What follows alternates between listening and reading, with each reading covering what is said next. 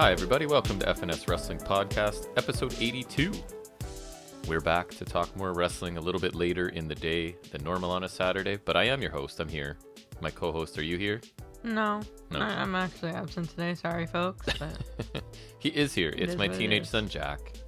And I just got home, and I'm really exhausted. I had to get up early. Your brother had basketball games because basketball is back for him, which is great.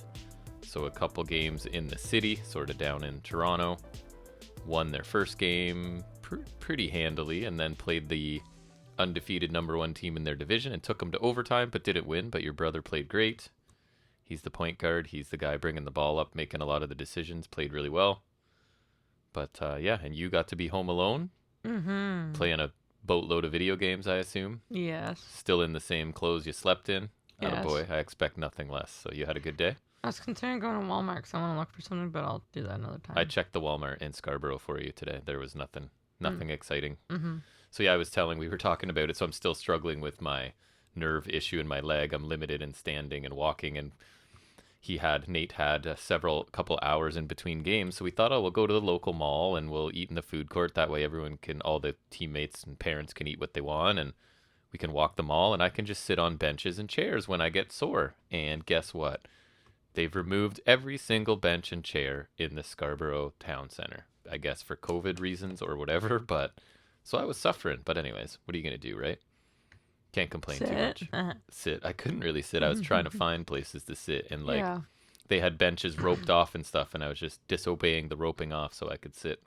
But anyways, and then I'm dumb and forgot to take my ID in, so even when we're trying to get into the seating area of the food court, you have to show your vaccine passport as well as an ID. So I had left my wallet in the car, so I couldn't even go sit there. But anyways, it was a mess, but we persevered anyways. A good day. Anything exciting in your world that you want to talk about? I don't know. That's about it for me. Going to the Friends for Super Bowl tomorrow. I'm excited about that. Cool.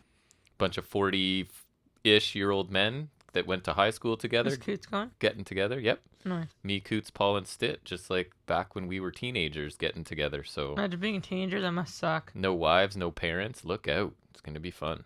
Yeah, we're just going to watch some football, play some darts, some euchre, probably, some other cards. I hardly know her. Right? So, yeah, I'm pretty excited, actually. I don't get to see those guys enough, especially when there's global pandemics rocking the world. So it'll be nice to see those fools.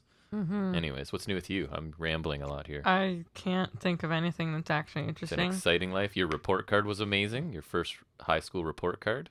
Yay. 88 average, buddy. That's incredible. Great job. You've done good, as they say. So we're very proud of you. Your grandparents, I texted them. They're proud of you. Of course, obviously. So anyways. I wish I had something, but I have nothing. Your life is that exciting, eh? Yes.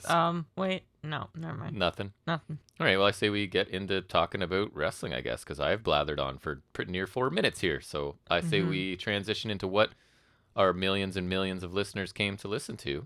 All right. Right. And that is to talk about wrestling. So let's start out looking at the week's wrestling news and rumors.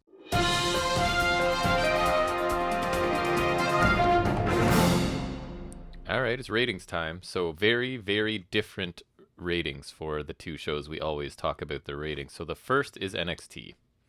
Their Tuesdays, it is the Vengeance Day Go Home show, right? Because next week's episode is Vengeance Day. Well, it drew 400,000 viewers. That should have been a premium live event. Which is down 35.37% and earned a dismal 0.07 in the key demo. So that's down 46.15. So it is the lowest audience in show history, lowest key demo in show history, but somewhat expected because they were only airing on Sci-Fi. And because they suck. So I'd love to laugh at the numbers entirely, but they got bumped. What network are they even on? I don't even remember. Other than Sci-Fi? USA. So that was bumped for Olympic stuff, I believe. So terrible, terrible ratings, but not for no reason, I guess. To contrast that, AEW had a really good week. The Wednesday's live episode drew 1.129 million viewers. So that's up 18.34%. Earned a 0.41 in the key demographic, up 17.14%. So that's the best audience for the show since September 29th. And I mean, to me, I would imagine that's because there was promise of debuts, right? At least one. Correct. The forbidden door being open, as much as I hate to use that term, which it actually was. So I think that probably helped because they do a pretty good job of letting us know it's going to be somebody fairly major, right? At least somebody interesting debuting. So I think that helped their numbers overall. What you got? Well, we'll get right on to that, I guess. Because Keith Lee did debut in AEW, so that's pretty cool. That was one of them, yes. So that to me was not the forbidden door, right? He beat Isaiah Cassidy in the Face of Revolution ladder match qualifier, so he was that spot. And to deliver on the forbidden door piece. Yes. Jay White also debuted. Correct. Who's one of your favorite New Japan guy, probably? Yeah, I don't really care much for New Japan, so yeah. He definitely didn't impress me in Impact, and Bullet Club has kind of run its course for me. Yeah, Impact sucks, so it's not his fault. But Jay White is cool, so I'm hoping they can do some cool stuff. Yeah, with so him. he assisted the Super Cook in a backstage attack on Roppongi Vice. Then he Blade Runnered Trent after the Roppongi Vice Bucks match. Right. And then also it'll be Trent Beretta versus Jay White on next week's Rampage. And that should be a very good match. So I guess I'm watching Rampage next week, which that's someone that's not late. Or that's when they're moving to 8 o'clock, I think, right? So, which is helpful. Yeah, so I'll be able to watch that easily. Nice.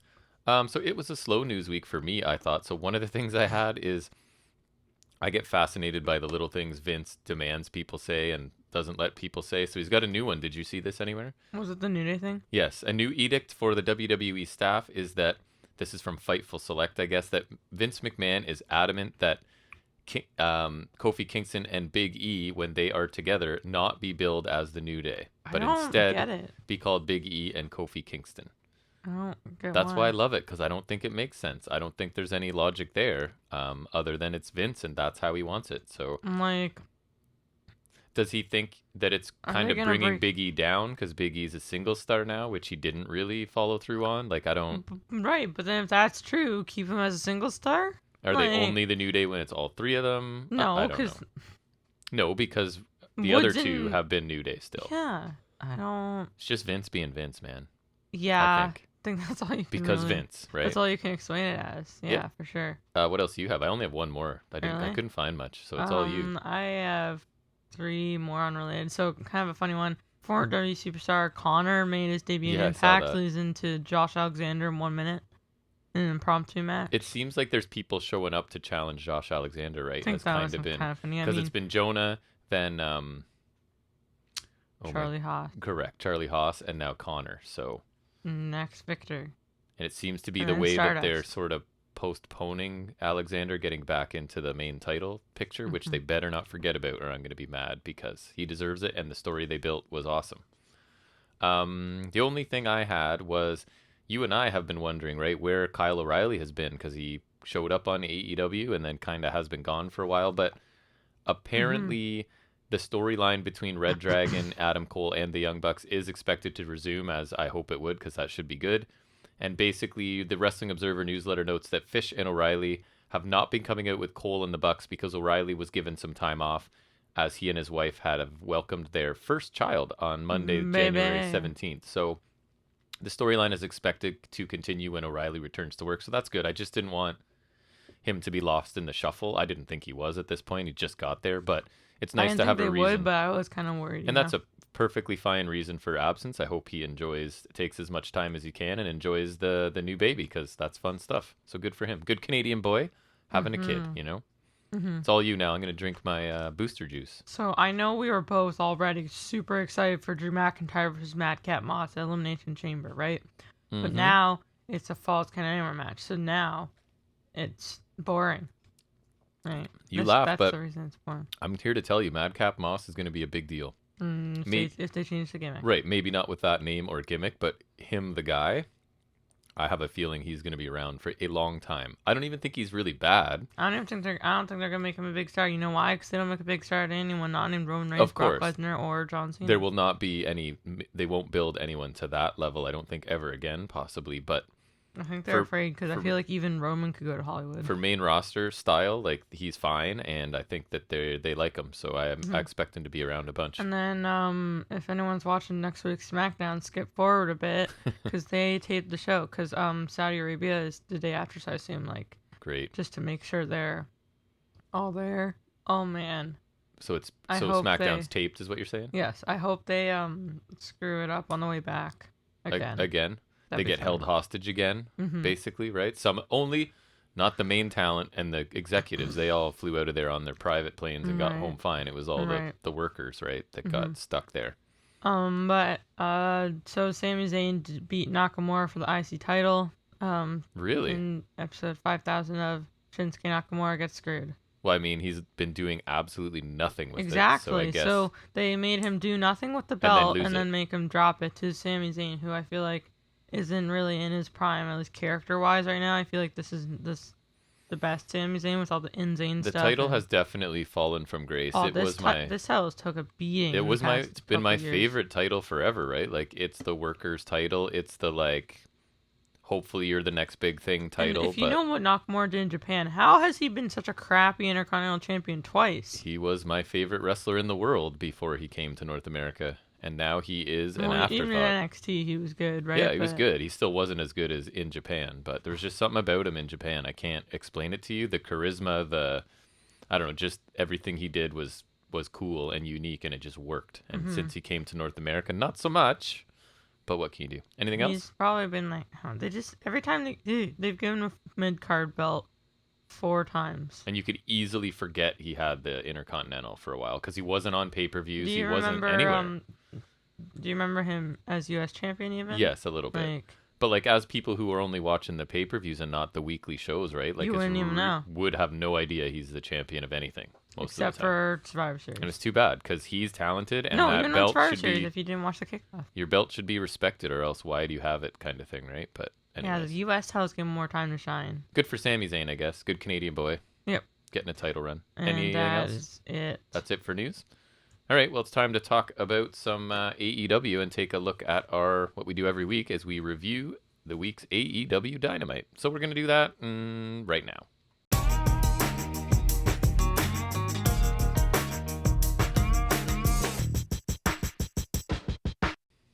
And we start with not a match, but a segment as we get MJF's celebration from last week. Or Very, after last week, I guess. Segment-heavy first hour. Not necessarily in a bad way, just a lot of people talking for the first hour, I found. But let's find out if we liked it or not. I don't remember them advertising this, right? So.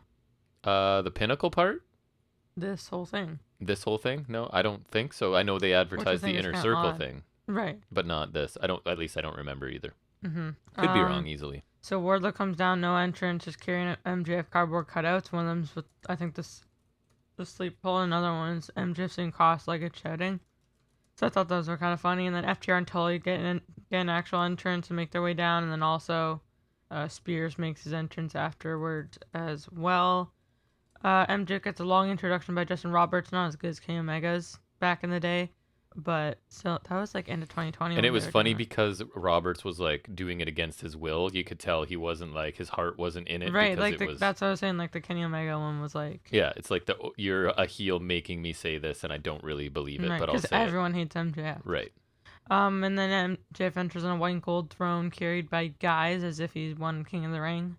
Yep, over the top. Very right. MJF. MJF says he thinks he made it crystal clear last week that he's the best pro wrestler on the planet.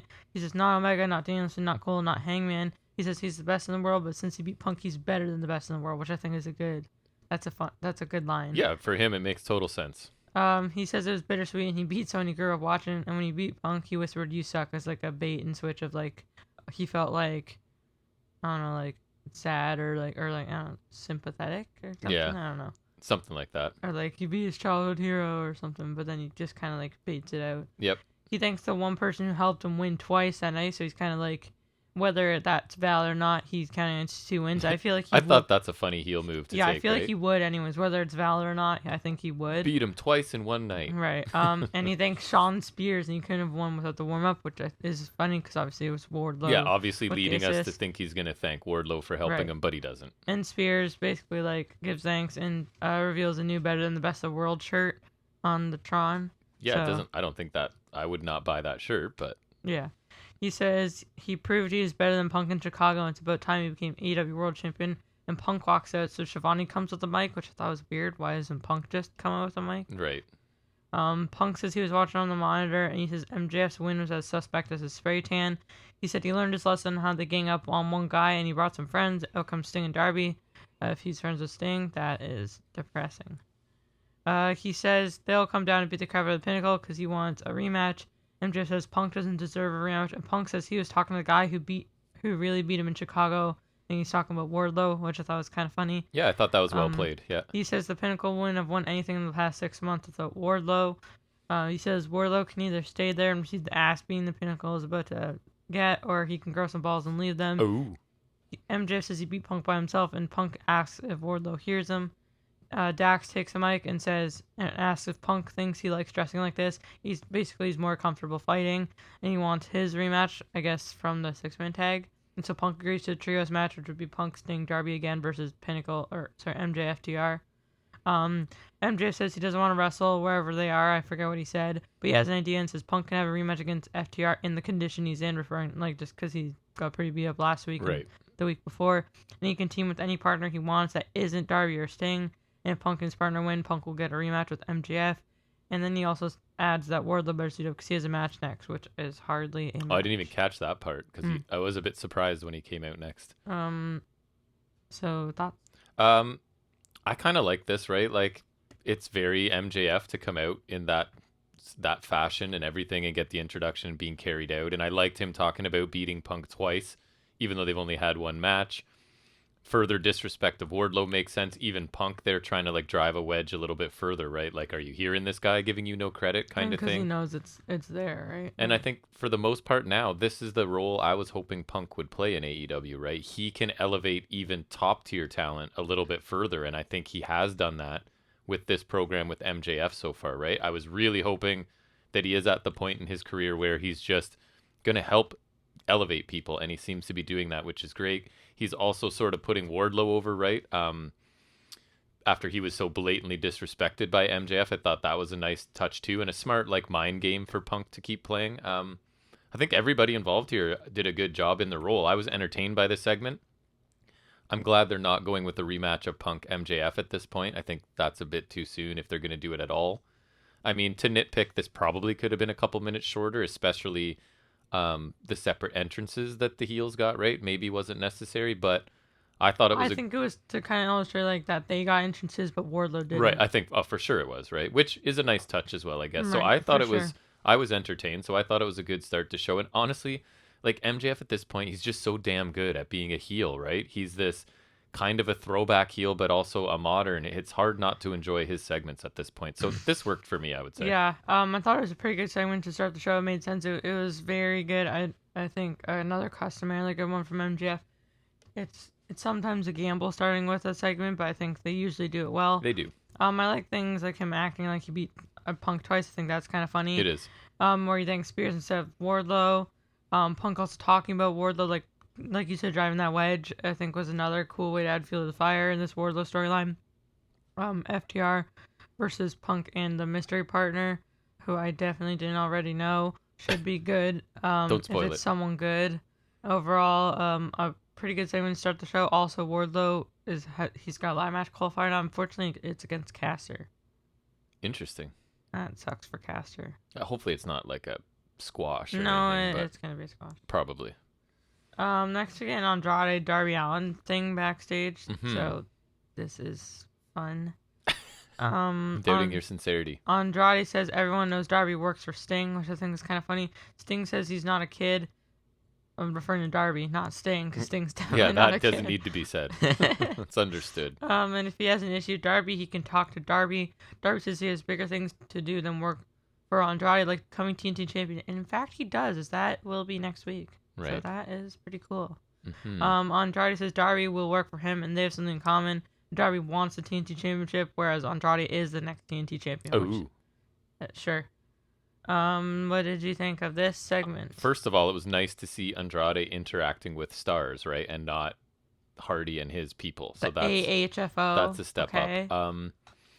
I kind of find the whole Darby Allin works for Sting thing amusing, but I feel like I also think it's kind of weird. I think Andrade knows he's just being disrespectful. Maybe that's just his way. I would hope so, because I feel like it's I don't I guess you could actually think that, but like I don't know Well, and why. I also think it's partly because he's the guy that's always paying people to do stuff, right? Like he's Right. constantly No. So he's hiring people, assuming it's like the right? same That thing. other people do the Right. same Right. thing. Right. I liked Andrade getting serious at the end, right, where he starts talking about he's the next champion, and a match between Allen and Andrade would be awesome. He hasn't Andrade. I'm talking about. I don't think he's been in a relevant match in months, right? So I hope this Not is since he half went through a flaming table. right. I'm hoping this is the start of some sort of program for him because I love him. He's fantastic to watch in the ring. So I thought this was a good enough interaction. I don't think it was amazing, but again, just getting Andrade away from Hardy for an interaction was good for me. Yeah, I'm still lost on the AHFO thing. Like I don't Same. know. Like I just don't. I don't get it. It seems really forced, and I don't see what the And payoff it could seems be. like everyone in the AHFO is below Andrade. Way below him. Literally everyone. Name someone who's not. I can't. You can't. It's not possible. Oh, maybe Butcher 'cause he's taller. I guess. But no. Solid promo from Andrade, better than others of his as of late. Darby's so fine too, and Sting is always unnecessary. This is fine. I still don't get Andrade's angle here. I don't get why he wants Darby to work for him. Like, I don't either. because he's just a human punching He bag. just hires people, I guess. I don't know. Yeah. Well, if we're hiring people, you don't need to hire one. You hire Sting 'cause he's useless for everything. I know. Next we get Wardlow versus AHFO's The Blade. Blade in a match. AHFO, The Blade of And he Buffalo. didn't just get completely murdered, so that was something. He got pretty murdered. It wasn't like 4 power bombs and we're out, Mhm. right? So It was a little bit more than 4 power bombs and we're out. it was. So then we got a it was a squash. There was a chop block like right away as the bell is going off by Yeah. Blade.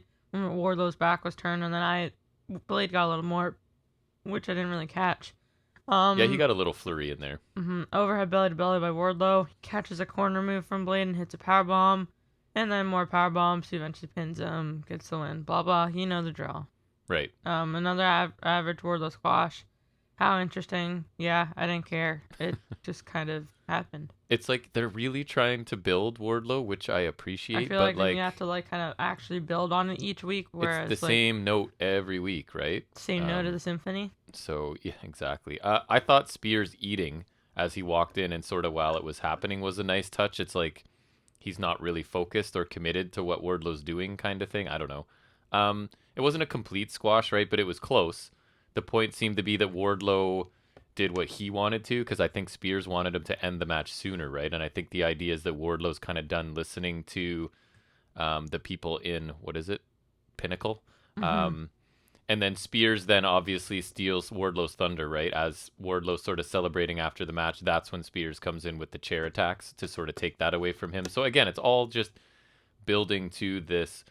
I guess I would assume it's a break from Wardlow and the group, but I would love if they would find a different note to play, right? And I felt like this was JR going out of his way to make sure that we picked up on all of the plot points, which I found a bit annoying. It's like he regressed into WWE style where he had to point out, oh, look at him eating at ringside and look at him coming in and stealing his thunder by using the chair. Like, just let us absorb it and figure it out for ourselves. You don't need to tell us. We're watching it happen. But anyways, other than that, I don't know. Like, they need to find something else to do, I think, with Wardlow at this point. I'm hoping the qualifier's a little different, but I have little hope. I feel like Caster will tear into him with a wrap and then get teared into in the ring. Probably. Next we get a pleasant surprise on the show. A Penta promo set in a graveyard. And it was a dark. I will recommend people seek this out because I am not going to cover it doing it justice because it's basically like some of the things I picked up were Arahanta saying it's due because Penta did get missed last week. He did. And they just like call out Black a lot. Like you just have to watch it. Really, it's one of those things you can't really cover. It was just really cool. I thought it was super cool. Different style for Penta, the dark aesthetic. All the mention of dark. They said dark a lot too. Really, it because it was like a graveyard and they're digging. Going for Pentagon Dark and digging up a mask. They dug up a mask, which I feel like it's not like I don't think it's like, hey, that's a Pentagon Dark mask, but it could be one that he did use, or it's just like an old one, I guess, that he used then.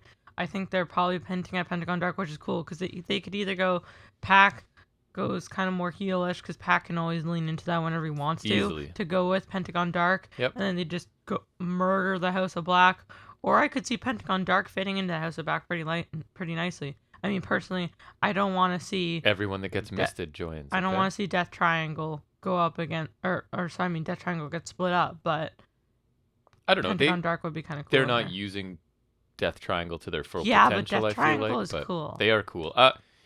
This to me feels like the resurrection of Pentagon Dark from Lucha Underground, and I feel like they could definitely do it justice here, right? That's when I fell in love with Pentagon. So there was lots of references to dark, like the word dark was used quite a bit in the segment. And it kind of feels smart to me because in that tag match with House of Black, Pentagon, the reaction he got was huge from that crowd. It's like they wanted Penta, right? So I think he deserves a bit more focus. I think most fans kind of feel that way.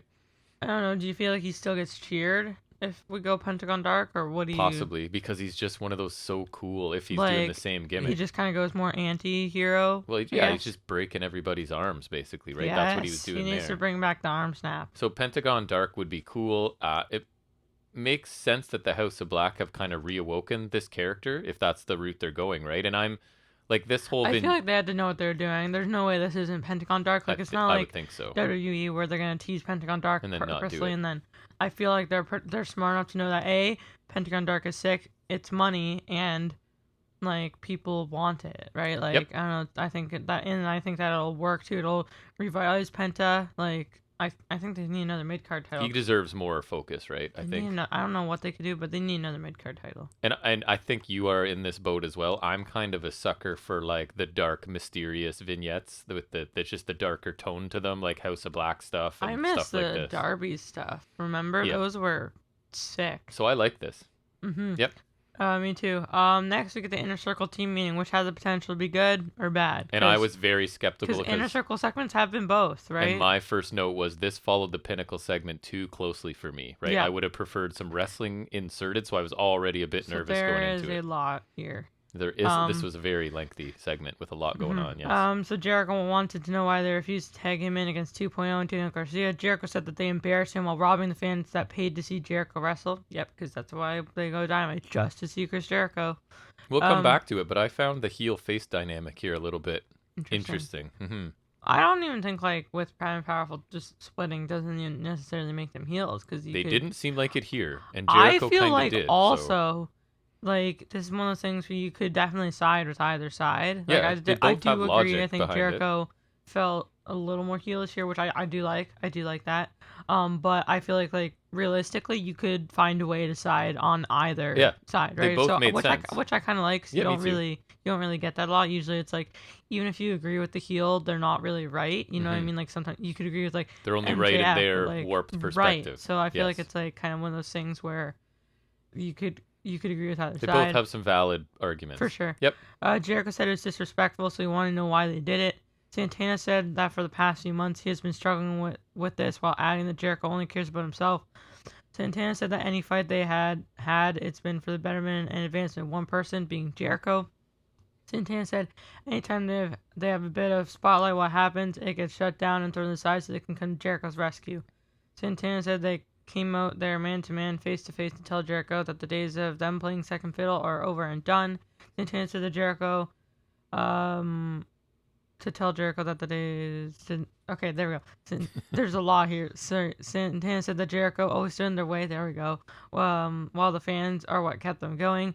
Santana told them that you should thank Ortiz for everything you've got, because if it wasn't for Ortiz, Santana would have dropped Jericho's ass a long time ago. Oh. Jericho said Santana reminds him of Eddie Guerrero, and then he said that Eddie Kingston hasn't done anything for them in AEW, while Jericho's influencer in his company. Jericho said that since they have been with him, they have been main events of pay-per-views, Dynamite, Rampage, and made more money than ever. Jericho told Santana that they had the chance to be AEW Tag Team Champion, saying they lost to the Young Bucks about 1 year ago. That's true, I guess. Yeah, but we don't like to talk about that. Jericho said that he brought them into the Inner Circle, and he can kick them as well. And Jericho said he maybe invited the wrong two members of LAX to join this group. At first, I thought he was referring to Conan or 5150 for some reason, but referring to Homicide and Hernandez. Jericho mentions them, and Santana grabs Jericho, but Sammy tells him to break it up, and Jericho tells him to shut up, as like lashing out or whatever. And Sammy's still wearing 2 belts, which I think is funny. Sammy spoke up, saying he had no idea what the hell is going on. while saying he loved them and they are his family. Sammy told Chris that one of his goals is to be the greatest champion of professional wrestling that there's ever been, which that's a little aggressive. Yeah. And all this bickering is not going to help. He takes off his jacket and he says he's quit the group before. If they don't figure this out, he'll quit again. He drops his jacket and leaves with his 2 identical championship belts, which are the same belt, two belts, same belt, 1 championship. I like saying that.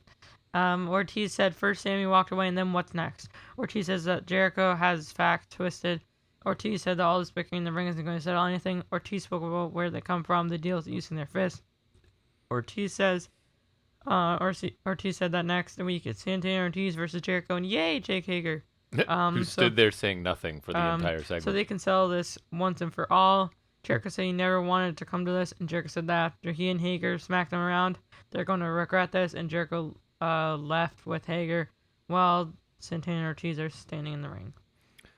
Yeah, I despite being a little bit nervous with so much segment in the first hour, I kind of liked this by the end of it. I very much liked it. I really liked what Santana had to say. I thought his delivery was good. I think both of them, especially Santana again, right? I feel like Santana usually shines pretty bright, but I feel like both Proud and Powerful here were just and so I like great. that they bookended it too, right? It was kind of Santana started and then everyone else talked and Ortiz finished. So I thought everything Santana said made sense from his point of view. Right, that's part of it, right? It's like they have these realistic points and like you kind of like agree with them. Yep, they kind of came off as baby faces to me, and that doesn't really bother me, especially when you contrast it with Jericho talking about how especially when he said like that you deprive the fans of watching me wrestle in that match. Like that's not a babyface thing to say. Right. I don't know, it's weird. Like I want them to be heel, Proud and Powerful, that being, but then also like they're so right here. Yeah. And then Jericho's rebuttal also seemed kind of heelish to me, as did his reaction to Guevara trying to get involved, right? Like just shutting him down immediately.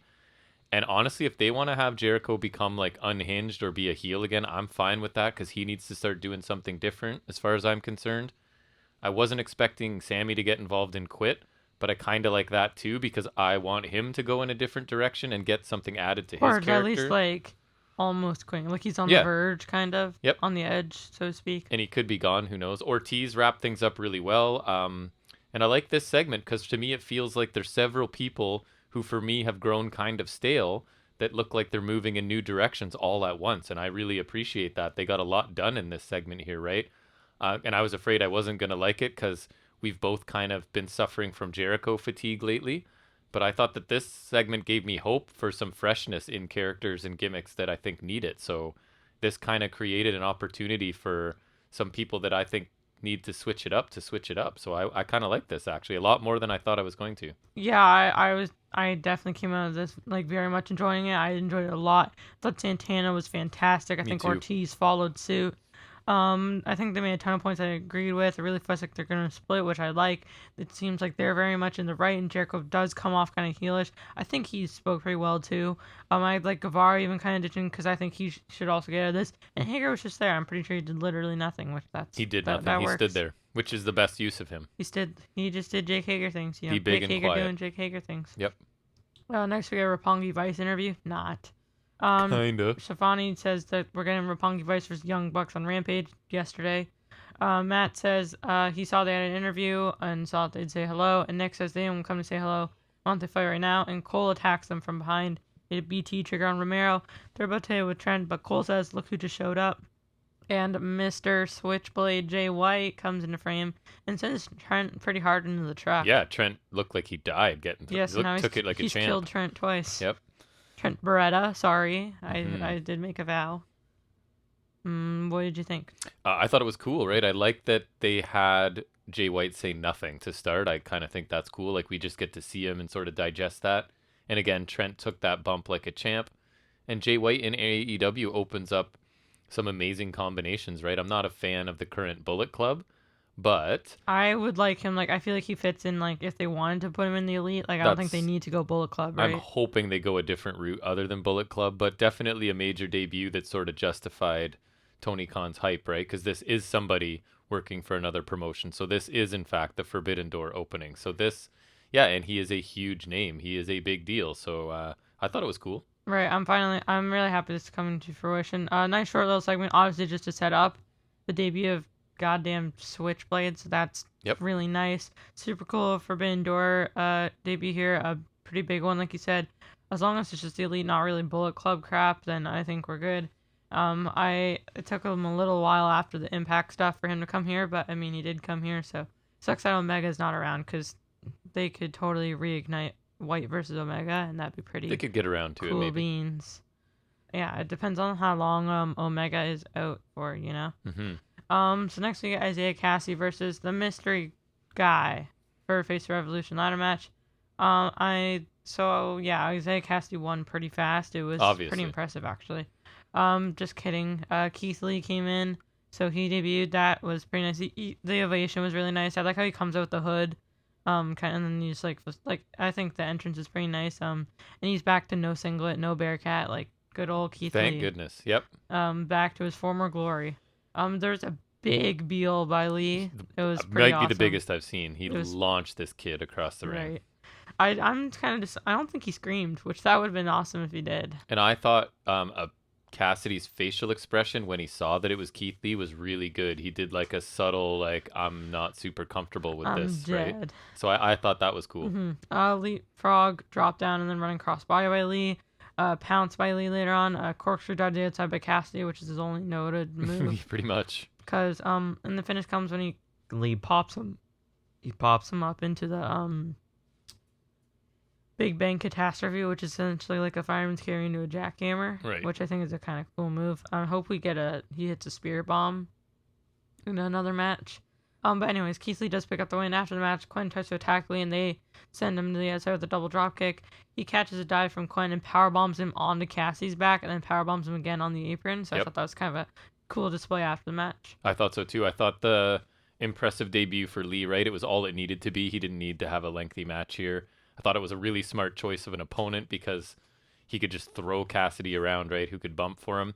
And then I thought the beating after the match looked impressive too, right? So, yeah, they've already sort of done more for Keith Lee in, 5 minutes than WWE did in the entirety of his main roster run, basically, I would suggest, right? Mm-hmm. So I'm really happy for Keith Lee. He's a super talented guy that just got completely underused for whatever reason. So this is what happens. You leave, you come to AEW, and they treat you properly, at least. For sure. To some degree. Yeah, I think Keith Lee was the perfect choice for the surprise spot. I think he'll fit in great in AEW. I really think he's one of those can't-miss talents that WWE managed to miss. So I'm really excited to see what he does here, including competing in that ladder match, which I think is a really nice spot for him. I think if he were to win, they'd have to give him a title run, which I don't think that he'll get, but I would love it if he did. Again, I think their roster's so big they could definitely work with another mid-card title. I'm not sure what they would call it, but he was looking humongous too. Like just how thick he is from chest to back is just a massive, massive man for sure. I'm surprised they went back to back with Switchblade and Lee, but I'm very happy now. That was interesting. You're right. I was low key hoping for Taylor Russ, but more seriously, I think they picked some amazing debuts tonight. Yeah, they delivered on both of them. I think they delivered very much. I think too, like and very newsworthy too, right? I think yes, that's really cool. Next we get a Thunder Rosa Mercedes Martinez package. Britt says she brought in Mercedes Martinez and not Sterling, which I thought was kind of odd. And she paid her, I guess, because she went after Thunder Rosa. I think has this all happened not on Dynamite? Is that why we're like, what? Even though, because, like, isn't the Rosa Baker thing kind of done since the Lights Out match? No, I don't. I think they're coming back to it at some point. Yeah, but I feel like that's kind of random, though. Yeah, it's died down for sure. And then Baker said that Martinez will face Rosa in a DQ match next week, and there was a lot of other stuff I didn't really catch, but... Yeah, I like this fine. And at this point, I appreciate any attempt to build feuds between the more experienced and talented women on the roster, which I think this little group is a part of that. So the match should be good. So I'm happy they got a bit of time here. This was totally fine for me. Yeah, I thought Baker bringing Martinez is interesting, and it makes sense with that history, but it does feel kind of odd because they didn't. I think it has been alright because the first match with Rosa and Martinez was Rampage. You're right. Which I didn't see, but I heard about the DQ finish, so I guess no DQ match would be pretty cool. Yep. Next, we get a pretty nice tag match. It's FTR versus CM Punk and Jonathan Moxley. Correct. Which is a pretty... super team, if you will. Which is, I think, one of the best options they could do without having to reach for a third surprise, right? Like, I feel like... Yeah. Without having to go for, like, a third debut or whatnot, like, I feel like that's, like, What, Mox and they Punk could together? do. Right. Like, Yeah. I think Mox is a really good one because I would have thought that this would be a debut spot, right? But Mm-hmm. it wasn't. So I think this is like a good way to do it without a debut. You know what I mean? Right. Like an Because it was existing, still an somewhat existing surprising. talent. Yeah. I mean to say. Right. Like out of the roster they have. So there's a fast-paced back and forth at the beginning between Dax and Punk. Dax works over Punk's left leg. Cash works it over more afterwards. Punk dodges a corner dive and Dax hits the ring post. Mox gets a hot tag. FTR catch a slingshot dive from Punk to the outside, and then Mox gets a suicide dive to that little pile. After the commercial break, Mox barely avoids a 10 count and Cash goes right back on the attack. A high back suplex by Mox. Hot tag flurry by Punk after the hot tag, of course. There's a pretty nice Doomsday device by Mox and Punk for 2. Ring bell shot from Cash and a brainbuster by Dax for a near fall, which is pretty nice. A GTS is countered into a smash contraption for a nice near fall as well, but Mox breaks the pin. Punk locks in an Anaconda device to tap out Cash, but the ref is distracted because Mox put a choke on Dax, like a sleeper hold, and he kind of just had it on like under the ropes, but they weren't illegal, so that doesn't really matter. But the ref was kind of on that, and then later on there's a GTS to Tully, which is always kind of funny. Yeah. And then there's a simultaneous paradigm shift and GTS, and Punk covers him for the win. So Punk gets his rematch. Yeah, a really good tag team match, and this isn't a criticism. It followed a pretty straightforward formula, right? Like, FTR use heel tactics to get an advantage. They isolate one of the faces until the other one gets a hot tag, and then the fresh face dominates for a bit. And I think that formula works really well, and the FTR is kind of the master of it, right? FTR got a couple of really nice near falls that you mentioned, and they continue to be this team that has really strong matches but almost never wins. So I don't love that, but I don't find it hurts them a ton either. And I don't think, like, realistically they need to go for the titles right now. Aren't they? Do they still have the AAA ones? Yes, they didn't I believe have so. them. They didn't like, have bring it with them them, out. but I haven't heard they lost. Right. To nitpick further, I don't love an accomplished, like, really, really good tag team losing decisively to a super team, but the match was really entertaining. So at the end of the day, I can forgive them. I thought this was a really good match. Yeah, I will say, like, the two singles guys being a top tag team trope is never the best. It has been done to death, but I think this was a great match, so I'm okay with it. A ton of great spots and sequences. There are some really cool ones. And I think Mox and Punk made for a really cool one-time team. FTR went top form as well and gotten some great near falls. It also means MJF Punk 2 or 3 if you ask MJF, which is also cool. And if we didn't have the world title match, this could easily main event at Dynamite, I think. Like, yeah, I think I would agree. On any regular Dynamite, this is a main event. A very strong match, for sure. Next, we get Jade Cargill had a TBS Championship Open Challenge answered by AQA. Who's that? A terrible name competitor, first off. And it's also formerly known as Zeta Ramirez of NXT and fame. She has signed officially, I saw as well. After that That's match. a waste. Yeah, I don't know. I wasn't super impressed, but other than one thing. Short enhancement title defense. There's a deadlift slam by Cargill's. AQA had a hold on her arm. An iffy tornado DDT by AQA. She hits her signature shooting star press for 2, which is kind of her thing. Yep. Really nice tour of the islands by Cargill, followed by Jaded for the win. Yeah. This was a longer match than I thought it was going to be, and I don't think it was perfect by any means, but the shooting star press looked cool, and I thought Jade's finishing combination, especially the tour of the islands, looked. Yeah, I was like, surprised. I think that cool. looks better than her finisher to me, but so I like the two of those things together. I thought it looked cool. I can't say I was overly impressed with AQA, and it's at the time when I was taking these notes, I was kind of annoyed that she's getting time in the only women's match on the show, but that ended up not being the only women's match, so I guess I can sort of not say that. But still, there's many other women who are not getting a ton of time, and AQA gets a match, right? But anyways, it was okay. Like, Jade seems to be getting better and adding some things. Apparently, she's been working with Bryan Danielson, right? So that's going to help you get better. If you can't get better with him training you, then you probably shouldn't be wrestling. Then you're doing it wrong. Right. So I don't know. It was fine, I guess. A pretty short enhancement match for the women's match of the week. I said before the other thing. But I think all things considered for what it was, I think it was solid. Cargill looked pretty great and strong. AQA got to look decent. They're starting to put spotlight on Cargill's undefeated streak, which is kind of interesting. They are. They're Goldberging her a bit. Next we get Serena. I don't know if... I guess you could kind of call the other one. I don't know. Neither of these are really like women's match of the week because they're both kind of squashes. Because we get Serena Deeb 5-minute rookie challenge. She basically says because last time she beat Sky Blue in like around 3 minutes, and she says no one's on our level, so she's got like this rookie challenge thing, basically hang with her for 5 minutes. I think it was not beat her for 5 minutes, which I mean I guess that would also work, but like just hang with her for 5 minutes. I want to say it was Kate Arquette who it is. It was Arquette. I think you're right. Because I was like, Arquette. Championship lineage. Yes, exactly. I want to say it was Kate Arquette. I don't know for sure, so Pretty do sure. not quote me on that. And a squash. Corner uppercut, swinging neckbreaker by Deeb, and she waits for it to near 4 minutes, which I thought was kind of funny, and then taps out Arquette right on 4 minutes. So a 1 minute match. They make it easy for you to keep track of that. And the submission finish looked nice. Like she gets that really deep. I think it looks Serenity painful. Lock, or Tequila Sunrise, or whatever you want to call it. So I am totally fine with Deeb getting more time and attention from this company. She looked really strong in this one. Obviously, it's set up to obviously have her just crush people. She's in the top tier of the women's division as far as I'm concerned. And I thought this segment's a good use of a few minutes, right? Like it doesn't take up much time, gets more women on TV. And if this is Deeb's new sort of gimmick, she can do more of these going forward, right? And just keep crushing people because she's awesome. So I was totally fine with this. I think it's a really cool concept for Deeb. I think it'd be a fun gimmick to run until she has to come calling for the final match. And she could do the Brian thing where she beats people with a different move every for sure every week, right? And as a match, she'd be hard pressed to find less. But I think it's a really cool thing for Deeb to be doing.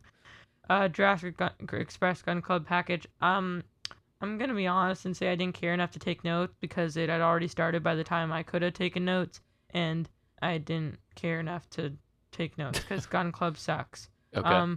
And Jungle Boy, the one thing I did find funny was when Jungle Boy's like, because they've been telling him, you put me through the snow, and I'm like, yep, that's something that bad. happened. So I thought it was a fine package, but Gun Club are boring, not good, not interesting. I don't think they're good in any capacity. They're not very talented. What was and I Billy doing? Gunn is old. Because I'd missed it altogether. Really? But did you miss the Bucks and Adam Cole talking? I did. Because I have that in my notes before Serena Deeb. Huh. Right? That's interesting. So I don't remember what they said specifically. Well, and I don't buy Gun Club as challengers at all. Newsflash. No, of course not. Jurassic Express did retain. I'm okay with the match being on Rampage, which is pretty telling, but I don't want them on Dynamite at all, but they were here, so that sucks. Mm-hmm. And there was that Adam Cole thing, too, so that happened. Right, and I can't remember what they talked about, but... I think it was, like, because he also brought in Re-Dragons. They're just, like, I don't know, they're kind of not trusting him. So they did kind of mention the Re-Dragon thing. It's the idea of Cole's kind of being pulled in different directions, right? Which...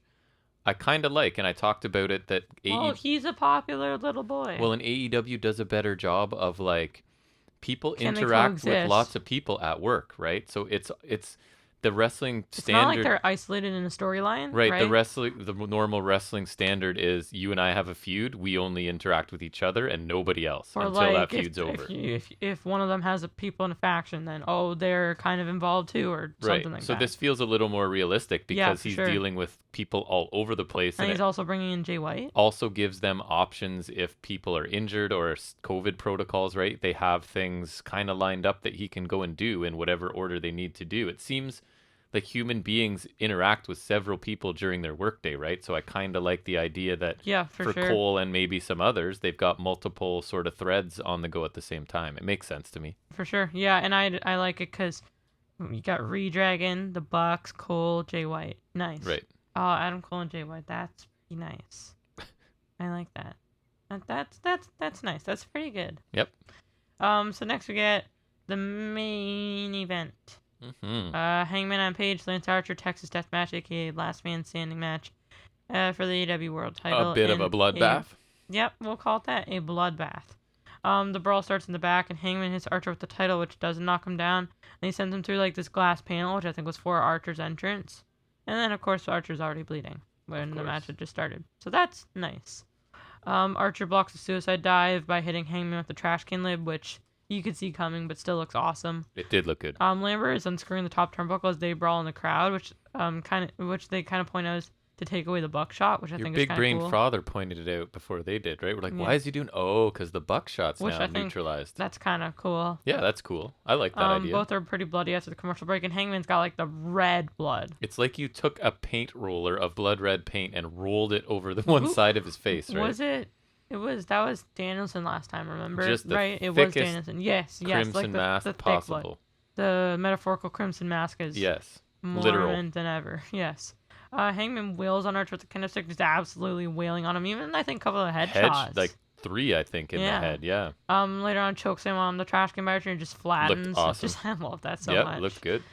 Blackout from the ring onto the side of the steel steps by Archer, which is pretty awesome. I honestly didn't think they were going to follow through. Yeah, I thought Paige was going to slip out the back and we're going to get something else. Basically, but they didn't. it's like Archer has him hanging he's hanging Hangman for the blackout in the ring, and then just tosses him over onto the stairs. Over the ropes onto the stairs that are on their side on the floor. Bends, right? Oh yeah, like, he so completely warped to the steps. So rolling elbows, barbed wire around his arm by Hangman, and so he does like kind of a buckshot over the ref, and he drives Archer through a table. Not two, one of them didn't break, because that I feel like anytime like you do something like that has to happen. Like I remember, I think it's one of the TLC matches or something. I think Bubba Ray goes through like the the classic double stack where it's the 4 tables. Yep. But he goes through like 3 of them, of course. Of course. But so basically, yeah, that, and then Hangman gets to his feet before Archer does, and Hangman retains.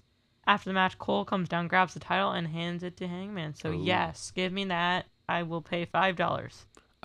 This and match 65 cents. Very much over delivered for me. I wasn't super looking forward to it, and I thought Archer's last match before this wasn't very good. Yeah, but I think I was definitely right in saying like this was like kind of this definitely benefited Archer, right? Like I feel like this because he's not bad, but he's just like he's kind of like just a big man, so I feel like he's pretty like limited in the ring. They did a good job of making him look like a monster here, right? And this type of match you're not going to get anywhere else in a major company on national TV, right? You're not getting this in WWE, no chance, right? So I would say this is probably a spot fest, and some people might complain, but that's not always a bad thing to me. The build and the story surrounding this, I don't think were very strong or very lengthy. But I think that also that like kind of made it like good in spite of it. This match was really fun to watch. Parts of the crowd, like I couldn't tell you the last time I've seen this. They were legit screaming when he was using the fork, right? He stabs him in the head with the fork, and then Archer, which I thought was a bit too far, he actually licks the bloody fork, which I wasn't a fan of. But that like, was funny. People were screaming in the crowd, like from before kayfabe was dead. You know what I mean? So you don't see that very often. I thought Archer was elevated in this match. He looked like an absolute monster, and I think like credit to Hangman Page because this is clearly like a placeholder challenger, right? And he's willing to do anything, obviously. He's willing to get like thrown off out of the ring onto the steps, right? In a spot that I actually didn't think was going to happen. Everybody knew who was going to win this match. But in the meantime, these guys told a good story and kept me entertained. And it just an absolute bloodbath. And I'm not always a big fan of hardcore matches or whatever, but I thought this was a really fun match. A very good main event that I exceeded my expectations by quite a bit. So just a feather in the cap to both of them, but especially Paige, right? Even your challenger that we know isn't going to beat you, you had one heck of an entertaining match. So I was very happy with this. I think I was definitely right in saying that that Archer got benefited from this stipulation, not because he's done these before, but because I think it just hides his relative lack of wrestling ability, and he thrives in these matches, which he definitely did here. There were some cool spots. Like the blackout on the stairs, the trash can choke slam, the table spot, and also the glass. I thought was kind of cool. That was like right off the bat, pretty much. Yes. A lot to like here. I forgot about that one. Lambert taking with the top turnbuckle or top rope, for the buckshot was smart. Even if JR kind of teased the finish a bit, but I think overall very nice main event and like a nice like kind of rare big time match on a non-TV special, Yeah. like nothing, just a regular episode of Dynamite. You're getting like a big brawl for the world title, so yeah, it was good. I think that's pretty nice. What are you thinking about the show in a letter grade? Well, let's see. We got a tag team match I really enjoyed. I think I really like the main event. I might have enjoyed the tag match a little bit. I just think that was excellent. really nice. Yeah, excellent main event, excellent tag team match. Yep. A really good inner circle promo that over delivered for me. A very cool Penta segment. Oh yes, I like the angle that Deeb's kind of taking here. Same. Was there anything I really didn't like? We got a Keith Lee debut. We got a Jay White debut. I'm gonna go with an A minus. It could have been an A if there were a little bit more wrestling involved, because a lot of it was like really quick Jade match, really quick Deeb match, really quick Wardlow match, right? But the segments, a lot of stuff over delivered on this show for me. I was very entertained, so I'm going an A minus, and an A wouldn't like be out of the question. It was almost there for me, but I'll stick with an A minus this week. Interesting. You? So I think the matches on the show definitely delivered. Starting on 2 squashes is never the best, but one of them was Keith Lee's squash, which is actually really nice for a squash. Like, I think he looked the best he has in a very long time. Not just because he didn't have to wear a singlet. Wardlow's squash was routine. I thought FTR versus Punk and Mox was awesome. Could main event any regular Dynamite. Honestly, like, I think that was a really nice match. Maybe liked it a little better than the main event, but I think that was still amazing too. Sets up Punk versus MJF rematch, which also should be pretty good. I assume that's gonna go for Revolution probably. I would think. Because yeah, that makes sense. I don't remember when it is. I want to say like March 20 something or something. I don't know, but I think it's like close enough that they could hold out till then. The Cargill TBS title defense was a fine squash, and I think the Deeb thing was pretty cool. The main event was just pretty sick. I think a great win for Hangman. I think just makes him look cool and set up another amazing challenger for him. So I think Cole Hangman at Revolution, which would be awesome. Yep. Now, I don't think Cole's winning, which is the sucky part, either. But I think that's going to be one hell of a match. I think also Hangman could sell the crap out of a Panama Sunrise.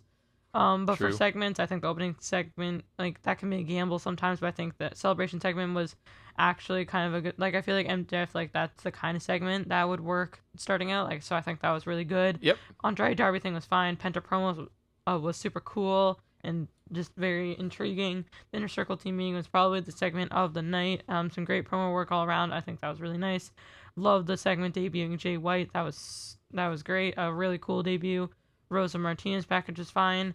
So a pretty enjoyable show. You got some newsworthy talking points, some great segments, and some enjoyable matches. I didn't find like any of the squash matches to be super offensive either. Nope. Sometimes they kind of suck. You know what I mean? But like I think the Keith Lee one even being very good, so I'm gonna give it an A-. I enjoyed it a lot. Very good show this week. It's nice to see. There's a couple episodes I didn't love of Dynamite. It seems like they're kind of back. This one was really hitting cool. their stride. Mm-hmm. Awesome. All right, well, let's move into a little bit of trivia. I'm going to pick up where we left off last week in our segment called Off the Top of His Head.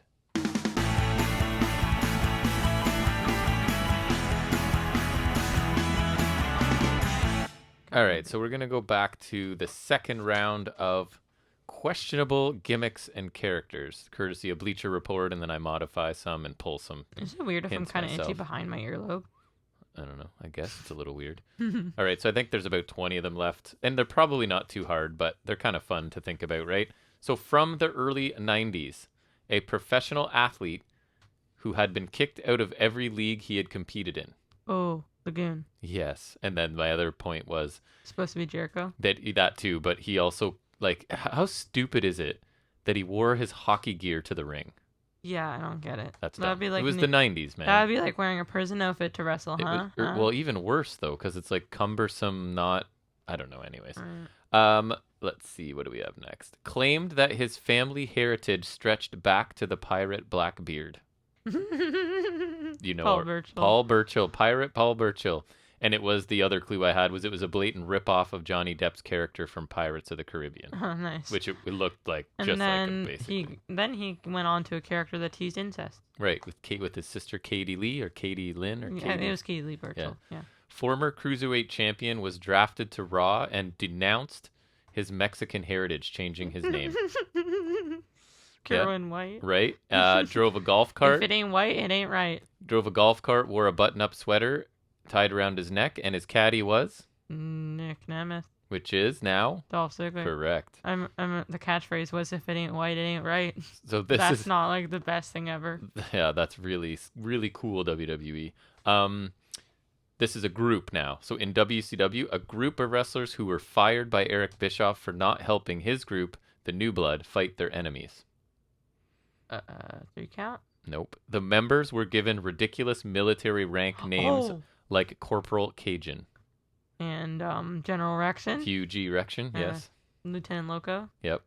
Yeah, that's Misfits in Action, yeah. G.I. Bro. Yep, Misfits in Action. G.I. Bro was Booker T. Yep. General Erection. That's funny. Late 80s movie character that WWE tried to make an actual wrestler. He didn't last long. Zeus? Correct. My other clue was an inexperienced monster who starred opposite Hulk Hogan in a pretty bad movie, and he was really bad in the ring. We should watch that.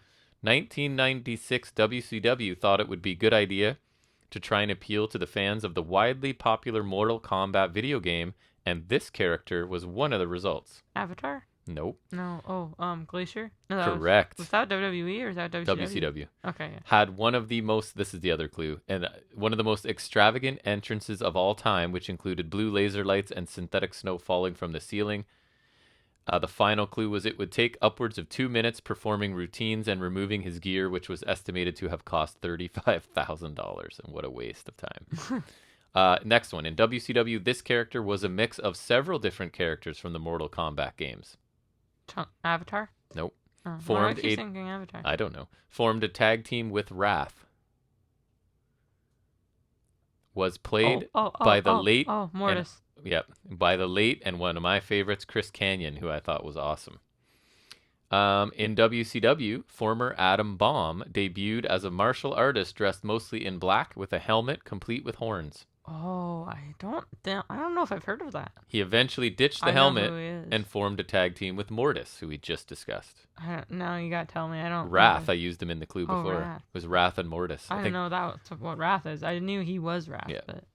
Next one went. Yeah, this one's too easy. When he debuted in WWE, he crawled onto the stage with an oversized clock in his mouth. Oh yeah. He staggered down the ramp. He would smash the clock against his head and would eventually eat worms. Hey, is this a stupid game? Because Boogeyman's great. Okay, yeah. Don't you dare. Do you know his story? He was on. Was it Tough Enough or whatever?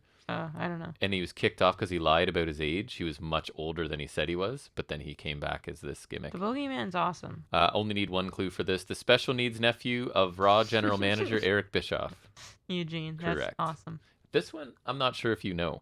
WCW 2000, so at the very end when things were getting super awful, he started becoming obsessed with overweight women, calling himself Fat Chick Thriller Mike Awesome, obviously. You do know that? Of course. He then transformed into what after that? Do you know? Based off a TV show? I should. He was that 70s guy. Right. Yeah. Mike awesome is so good, and WCW just refused to. Fat Chick Thriller, baby. So bad. 1995, the man who would become a future star in ECW appeared as the evil twin brother of Santa, who lives at the South Pole and steals presents from children. Santa Claus. Right. Do you know who he actually was? No, I don't think so. Balls Mahoney. Really? Yeah, man. Interesting. Next one. WCW, a face-painted character, so that's up your alley. Who was Kiss Demon? Who was seen in vignettes standing outside of a child's bedroom window. 7. Wow, you got off that clue, eh? Yes. I remember because that's like that was the whole thing, is that like, and then the children's eye was black or something. And then when he made eyes were black too. When he made his debut, he floated from the entrance ramp to the ring with lights and ambiance similar to Undertaker. Yes, it was 7 Instead of gold dust, it was white dust.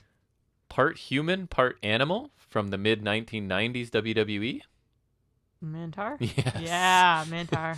Yeah, would frequently headbutt, maul, and even moo at his opponents. This one's interesting from WCW. Take Spider-Man, change the color slightly, and package him as a wrestler. Ooh.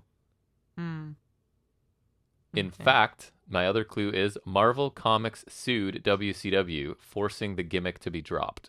I don't know. So what if you were making like a knockoff Spider-Man, what might you call it? And you'll probably get there. Do you know what the fear of spiders is? Arachnophobia. So make that a man. Arachnophobia man. Arachnoman. Oh my, really? Yeah. Arachnoman. That's awesome. A cyborg hailing from the future. Oh. I feel like I should know this. Oh, you will once I say who originally played him. No, I don't know. Originally played by Conan, but eventually replaced. Max Moon? Correct. Debuted. He was supposed to be Cyborg. This one made me laugh because I just watched this. You know, I've been watching old, bad wrestling. Debuted in a block of ice on November 23rd, 95 episode of Monday Nitro. The Yeti? Correct. I like how you say it that way, too. The Yeti. Yeah, that's how you have to say it. Yes, Otherwise, you're doing it wrong. he's one of the worst ever. Managed by Merlin the Wizard. He dressed in a long green robe and was based on a famous book and movie. Played by Kevin Nash. correct, and it is Oz. Oz. That's an all-time bad one. He was with what, Diamond Stud? Yes. That's what Hall was. I think super bad. 1999, Eric Bischoff struck a deal with the band to create a wrestler based on. Yes, there it is, Kiss Demon. Correct. That's funny. And it was supposed to start a stable, apparently, of a bunch of them. Real pass. And my final clue, sadly. I wish they had done that. That would have been funny. My final clue, sadly, was recently showed up on Impact. Imagine. Now I wish there was a faction. That would have been funny. The final two are pretty easy. I only needed one clue for this one, because who else could it be? Hatched from a mysterious egg at the Survivor Series. Gobbledygooker. Correct. I almost feel bad. Hector Guerrero. Correct. I almost feel bad that he got booed because he's just a chicken man. Last one. A Star Wars stormtrooper mask covered in glitter. Oh, yeah. A long black vest and a piece of lumber carelessly placed on the floor. Ended this gimmick real quick. Shockmaster. Right. What was even the idea behind Shockmaster? I can't remember what it was. I don't understand. But that's a legendary. That's that's his claim to fame. That and Titus's fall are probably the two most famous ones. Which you can never replicate. All right, so you crushed that pretty easy. But we'll go back to some other trivia next week. But that will now bring us back to talking about more wrestling as we take a quick look at this week's NXT UK.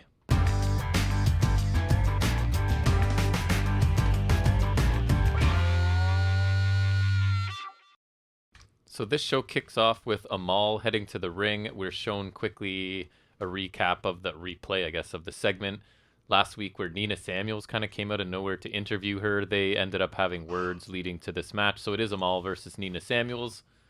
We get some holds and counters to start. Amal ends up hitting a butterfly suplex at one point. Samuels uses the ring apron to take control of this match for a long time in the middle. That wasn't very impressive to me.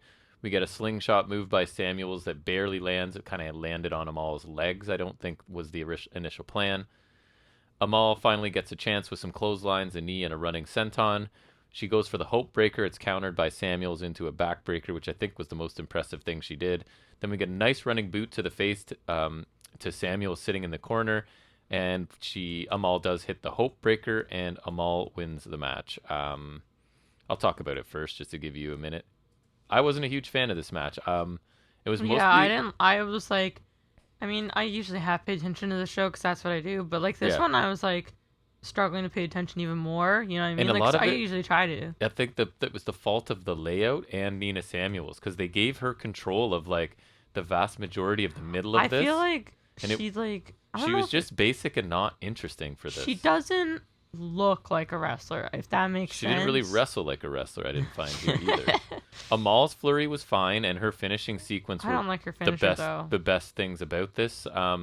I think Amal has potential, but Samuels didn't impress me, and I thought this match was kind of a dud, frankly. Yeah, she should stick to the segments. Right. We then get a recap of the really strange Huxley A-Kid stuff from last week that I don't really like. The A-Kid is going to... It doesn't really, civilize Huxley, who's basically a caveman. There's some sort of disconnect for me. Me too. And then we get this week's segment where A-Kid is trying to get Huxley to calmly repeat a phrase, right? I guess to get him to enunciate and speak calmly, but Huxley keeps yelling like a Neanderthal and messing it up. And then A-Kid leaves the room, right? And then Huxley does finally say it calmly, but only once A-Kid's not there. So I didn't like this. I don't understand what's going on. It seems like a bizarre choice for A-Kid to be doing right now. So I don't think you were a fan either, were you? Yeah, I don't get it because I guess the match was so. Yes, then there's that. Right, talk about that. Last week they said that these guys were gonna have a match because he was trying to civilize him. So then I don't get it. I don't either. I don't know. I'm trying to I just that's all I can say is I don't get it. I don't either. I didn't like it. We then get Shaw and Noam Dar are walking down the hall talking about season 2 of Dar's talk show coming soon. They go into a room. Someone sneaks behind them. I think it was Wolfgang. Grabs the Heritage Cup and then uses a nearby like wire rack that's there to wedge against the door to sort of lock Dar and Shaw Samuels in, and he leaves with the cup. I don't know. I guess it was fine. It's creating a little bit of intrigue on the show of where's the cup gone and what are they going to do with it. And I thought like the payoff of Dar's reaction to having the cup stolen would probably be worth it. I'm not sure if it was, right, but because Dar's a funny boy. yeah. So I don't know. I didn't have much thought about this. It was just leading to a later. Yeah, it's segment, more of like right? a setup rather Yeah, than exactly. a thing. We then get a recap of the Mako Satomura Davenport match that unfortunately ended with Davenport really badly hurting her leg. The ref Which calling they for a decide stoppage. They showed it again, to just in case you didn't see her leg fold up like a cheap. It almost makes me wish like the AEW just the next week. No, not even like on Rampage, and then also next week they just decide to replay the table choke slam. Phoenix. Yes. Yeah. We then get footage from last week where Carter and Smith, fresh off their win against Mastiff, and Stars run into Mustache Mountain backstage. There's a bit of an interaction. Seven tells them to check out the commentary from the match because he's the one that did it. They then exchange words, I guess, building before they have their title match. I don't know. I thought it was standard stuff. It was fine. It was nothing really of note, I didn't think, unless you have some sort of special note. It was just like baby faces trying to be nice while being like backhanded compliment. It was like two baby faces, yeah, trying to build a bit of heat before their match, right? It's weird. We then get, I don't know, this was, I didn't get this either. It was supposed to be Supernova Sessions, right? But the Gallus boys have taken over the set, and it's Gallus boys on talk. And so Dar was going to have Jordan Devlin on, right? So Devlin's still there, and they basically convince him, like Mark Coffey's like, oh yeah, come on, we'll interview you still. And like he starts out complimenting Devlin's hair and jacket, right? And then Devlin says, the only thing that made me laugh was Devlin said that Mark's fat back has stretched out two of his jackets. That was my favorite part of this. Yeah. So then it sets up like Mark's about to do a serious interview with Devlin.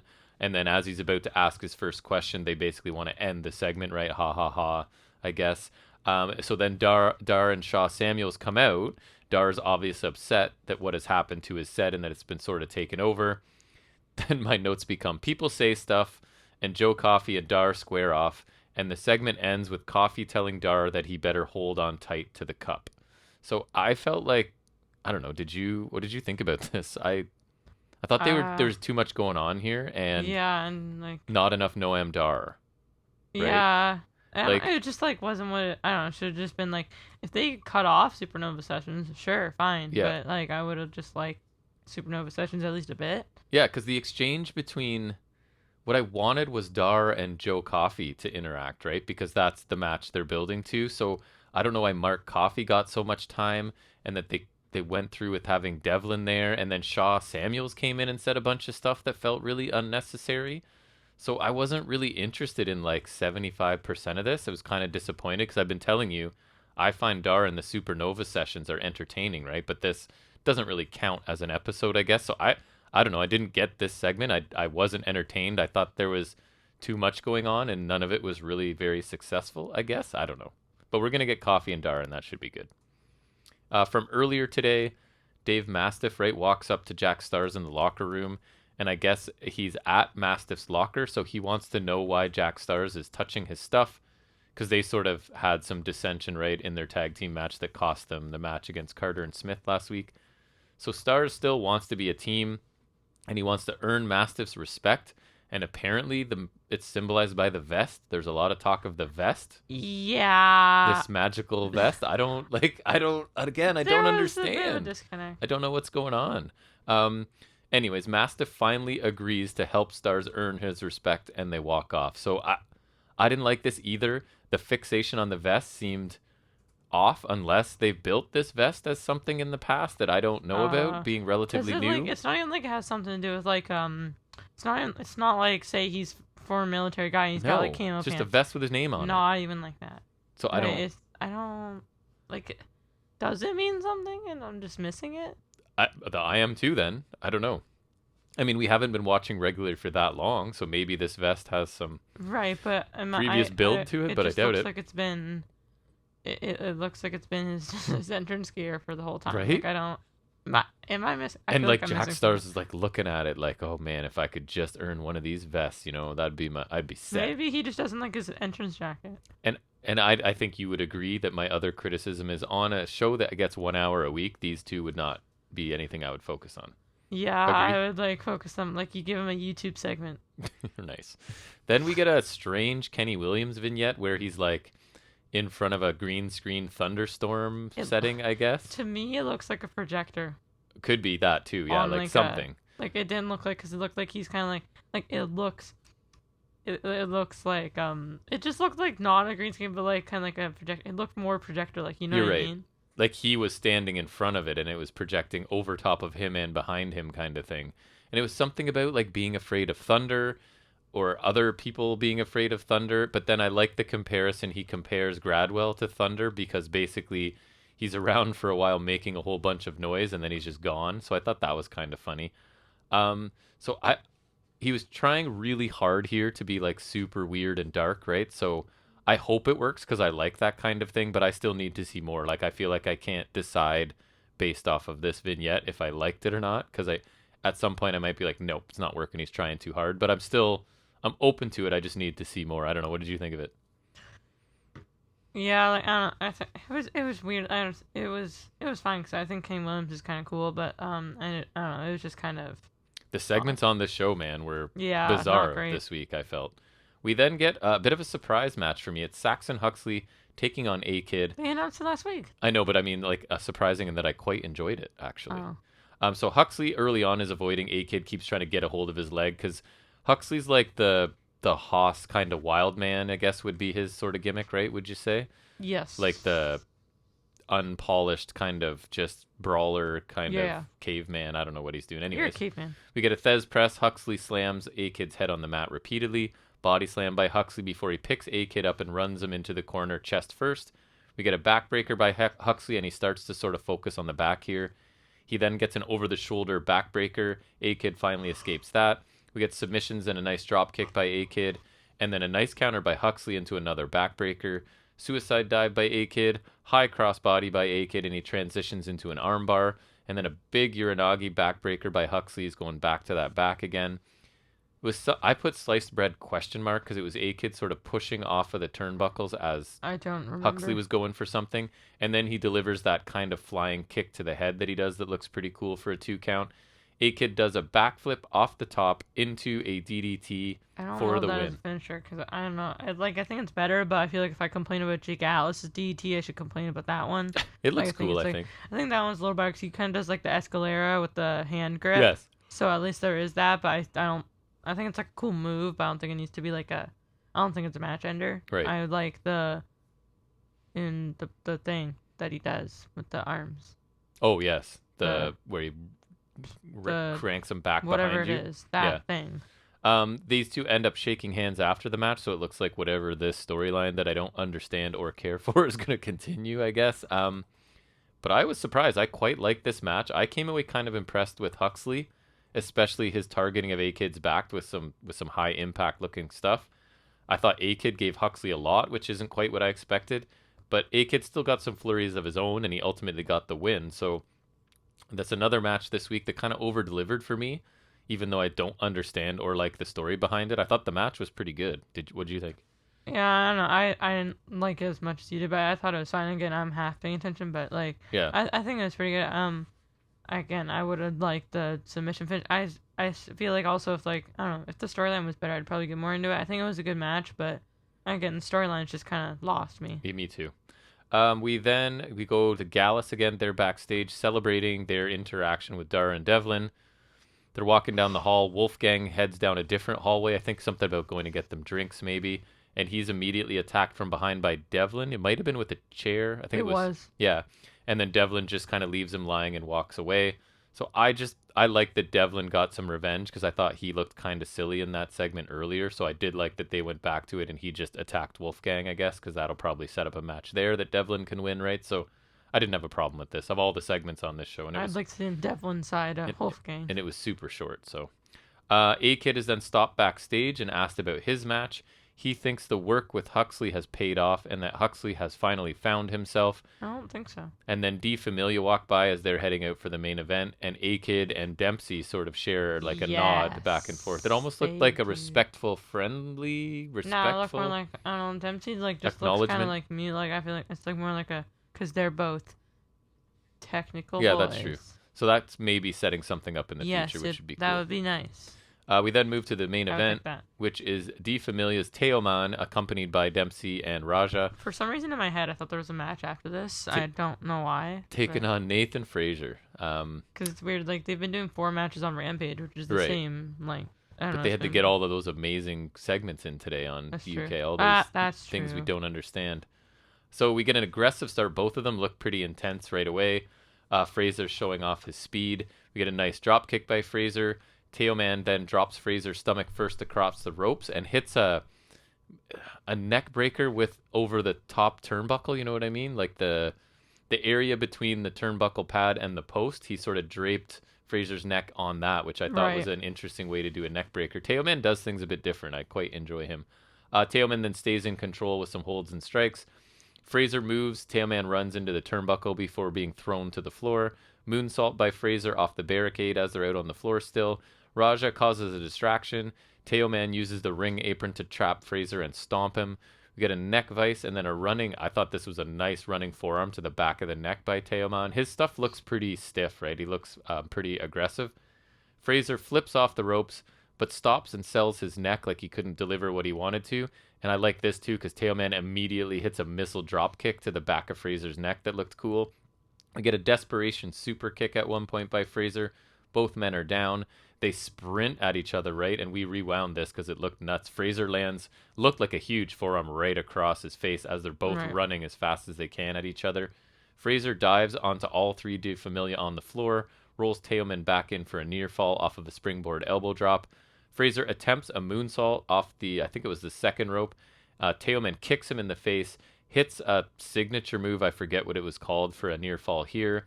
And then hits a nasty-looking diving forearm for another near fall as Fraser the story is basically he won't stay down. He's getting hit with all kinds of offense, but he just won't stay down. We get a jumping enziguri out of nowhere by Fraser. And then Fraser fights off the other 2 De Familia and ends up hitting a pretty nice-looking Phoenix Splash for the win. I really liked this match. I kind of thought it was excellent. I thought Teoman looks calculating and vicious. He has this, like, really slow, methodical pace, but then he hits some really like a quick flurry of stuff that looks pretty intense. I quite like him. And then Fraser's a really good baby face that just won't stay down or give up, right? So I kind of like the dynamic in this. Teoman's style's really interesting, and the contrast between his and Fraser's style worked for me. One's really trying to just go full speed ahead. The other one's trying to slow things down a little bit. This match I thought got a lot of time. I thought it showcased both men really well. My only nitpick is if you want to have Fraser win, fine. But I don't like that he had to win with interference from De Familia, right? Like he basically took out all 3 of them. And I don't think that that's the strongest look for a heel faction, right? The fact that with 2 other people interfering, you still can't beat the baby face. But other than that, I thoroughly enjoyed this match. I thought it was really good. I think you were paying attention to this one. It must have been good. It got your attention. Yeah, I think there were some cool parts, and I think Teoman, the only thing I didn't love was when he was doing the trap in the apron, he was kind of, I feel like he was stomping so slow that Fraser could have gone out of it. Right. But other than that, I think it was good. I think a bit of a styles contrast is cool. I think, is Fraser, like, he's a super flippy guy, yeah? Oh, yeah. I feel like, I don't know, I feel like I haven't seen a lot of that. I feel like it's been mostly, like, a little more basic, which, I mean, it's fine. I think he's still really good. I would love Dempsey versus Fraser next, because I think that's a very interesting styles contrast. But it would be. I think this is pretty good, but doesn't really save the show. No, so I struggled ranking the show because I liked 2 of the 3 matches. I liked the Huxley A-Kid, and I really liked the main event, but I didn't care for any of the segments other than maybe the Kenny Williams. I think I'm gonna C+ it just because I think I liked the 2 matches, but like I didn't love them, and then the first match wasn't great. The segments were odd. Right. So I was close with you. I said the main event was strong enough I could still give it a B-, but C+ was my other thought, right? So I think that's fair. Yeah, for sure. So yeah, there were some good things, but honestly, the segments were all pretty much missable, I thought, this week. Mm-hmm.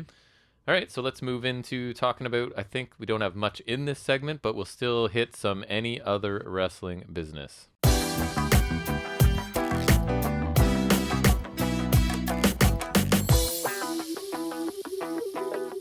All right, it's time to talk some NXT.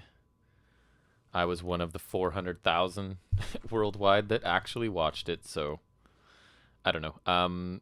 The idiots. I would say it deserved the 400,000 off of last week's show, which I thought was atrocious, right? So hopefully this one's a little bit better.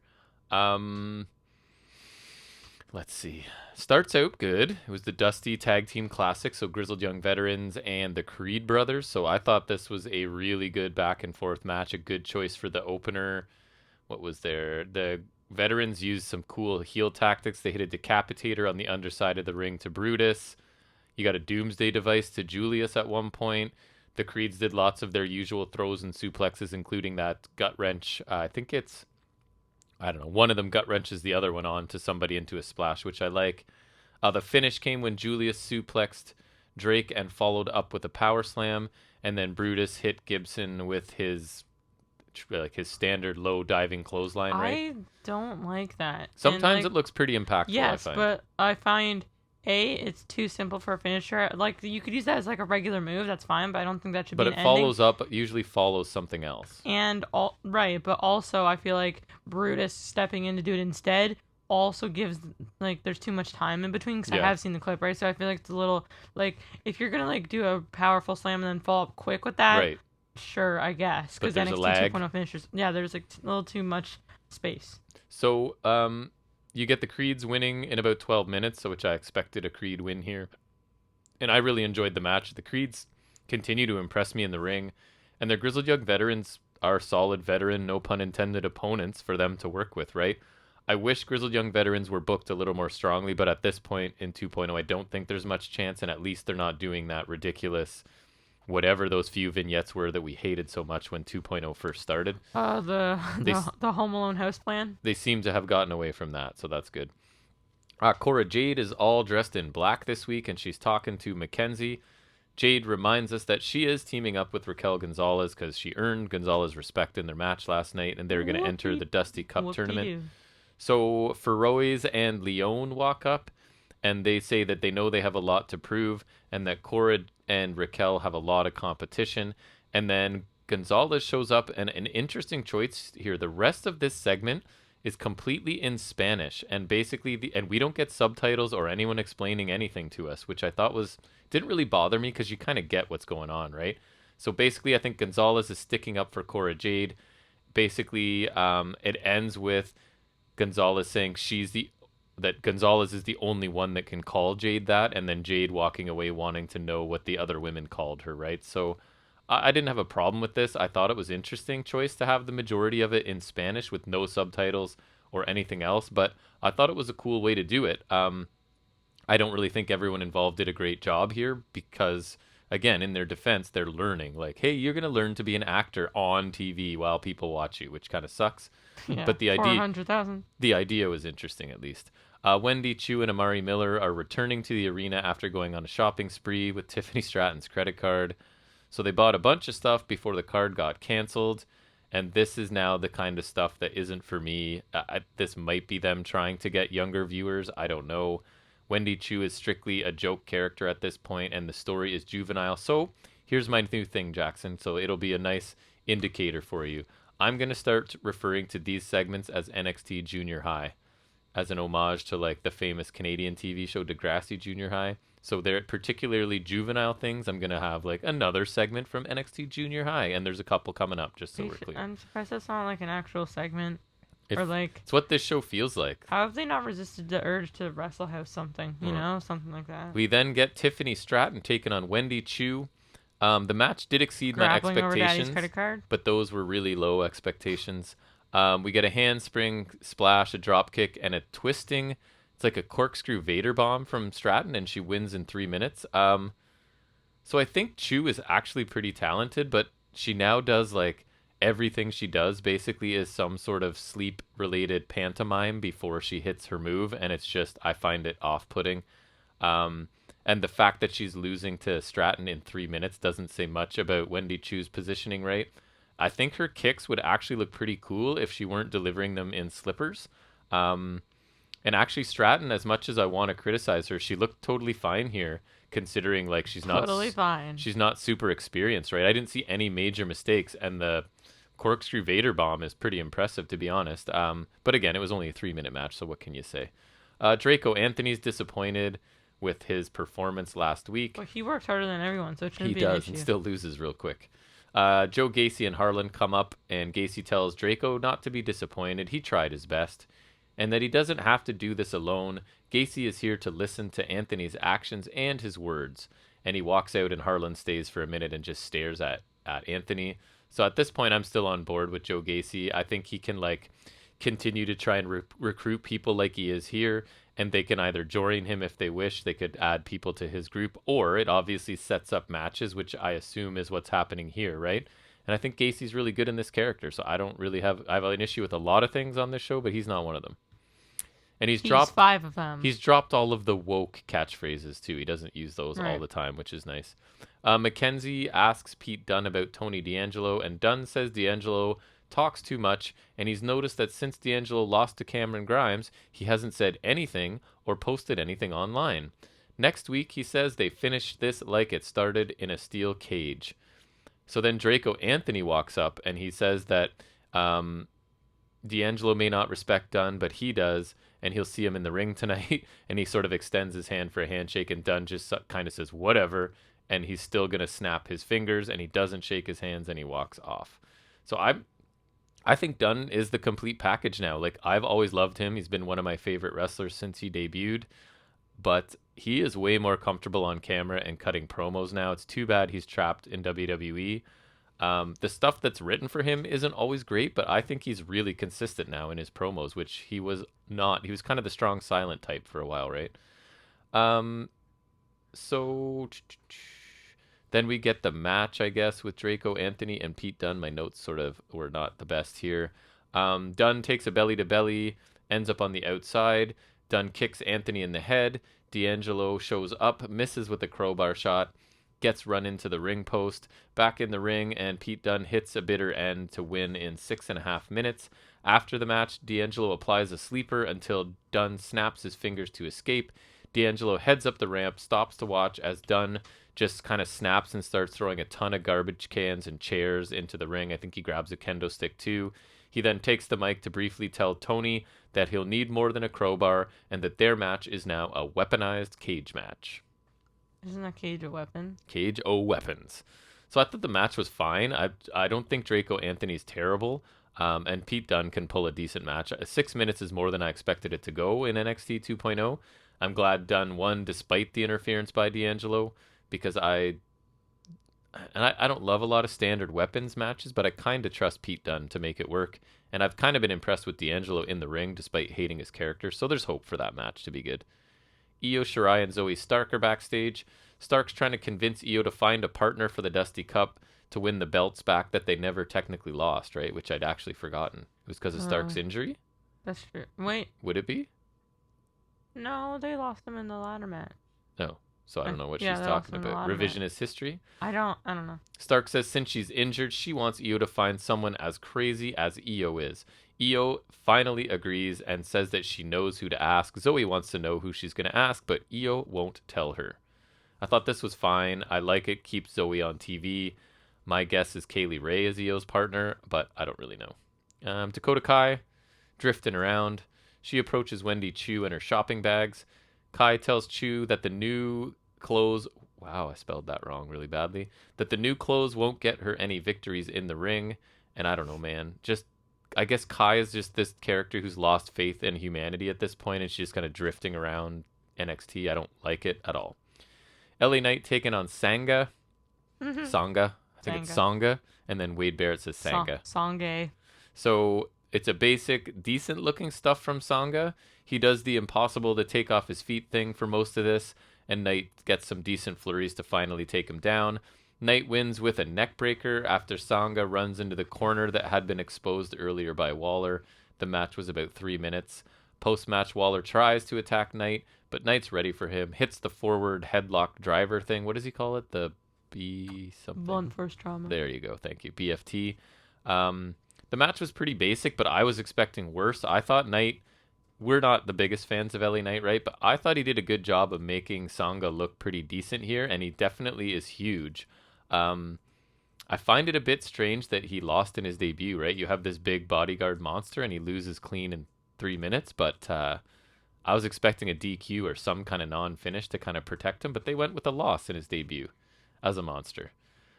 Duke Hudson talks to Mackenzie about how he's not worried about Dante Chen coming for revenge. He says Chen isn't here for a reason, and that's your scoop. Hudson wishes Indy Hartwell good luck next week while telling her to bring those titles home, I guess because they're both from Australia. I don't know. It's fine. He's a generic heel now, but it's better than being a poker player, so I guess we'll take it. A little vignette here with Toxic Attraction hyping next week's Vengeance Day. They end by saying, what is it? Hearts won't be the only thing getting broken. Ooh. Dolan was awful here and made me cringe. And she got basically this entire promo, but it was short. Neither of these women seem comfortable at all in these characters, and it must be tough, like, learning and committing to this on TV when it's garbage. Time for the NXT Championship Summit. And Legado del Fantasma is already in the ring. Wade Barrett is mediating, and he introduces Braun Breaker. Basically, to summarize, Braun respects Escobar, but gets fired up and basically wants to have the fight right then and there. Escobar's kind of playing it cool, tells him it'll be on Escobar's time, and he mocks Braun Breaker for being really inexperienced. And he says Heyman may consider Braun the future, but Escobar is already planning to end Braun's career. And at that point, good old Dolph Ziggler makes a surprise appearance, NXT right? legendary alumni. The forbidden doors open in WWE too. So he gets an incredible pop here from, I think, the actual crowd and maybe some piped-in crowd too, but he does get a good reaction. I'm going to shorten his stuff up a lot. He talks about his accomplishments and even says that this was the funny part, he basically says that even though he never wins, everybody knows he can go in the ring. He's like, something about, even though I go 1-99, I think it was, like, I never win, but I'm really good, trust me. And then something about apparently he works Tuesdays now. Braun responds, says he's the NXT champion, and the reason Dolph is here at all, he says he'll handle Dolph when he's done handling Escobar, and then Dolph points out that he's kind of looking past Santos Escobar, which there's a whole lot of this going on in this segment, which is my major problem with it. So then we get Tommaso Ciampa comes out. He sort of insults Ziggler and says Dolph in an NXT ring ain't that something. But wait a minute, he'll be honest though. Dolph as NXT champion is a hard pass. Ciampa sits next to Dolph, kind of gets him in his face, calls him kid, says he loves his spirit, but if he's going to walk into his home, Escobar finally interrupts after being totally forgotten here, demands to know what's going on, as I would like to know as well. He calls Braun and Ciampa frenemies and tells Ziggler he doesn't go here, and I thought were some awful scripted lines that unfortunately he had to say. Ciampa eventually attacks Dolph, beating him down the aisle as Legado attack Breaker. Santos has his back turned, and Breaker sort of takes out Wilde and Mendoza. Escobar turns around, and it's just him and Braun. Braun goes to hit Santos with a powerbomb, but Legado come back, take Braun out, then Tandem sort of just pick him up and slam him through the table. Santos says it's like he said, everything happens on his time. See you next week, young champion.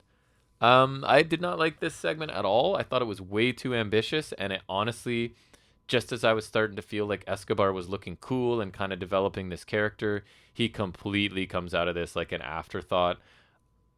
He got some weak scripted lines as well.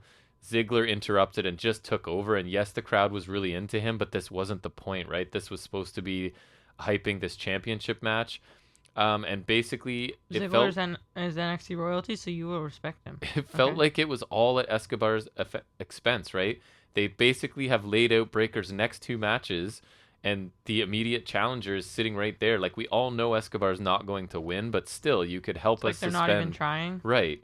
So I agreed with Escobar when he interrupted and asked what's going on, and I just think they tried to do too much here, and they really could have just waited until Breaker successfully defends against Escobar, and then do some other segment where Or like have someone Ziggler come gets out after the involved. match. Right, Like, because this was just like, you forget all about Escobar in this, and that's annoying to me, because Escobar's cool. Kaylee Ray cuts a promo saying Mandy could have saved a lot of trouble by giving her her match, but now she'll make Rose suffer.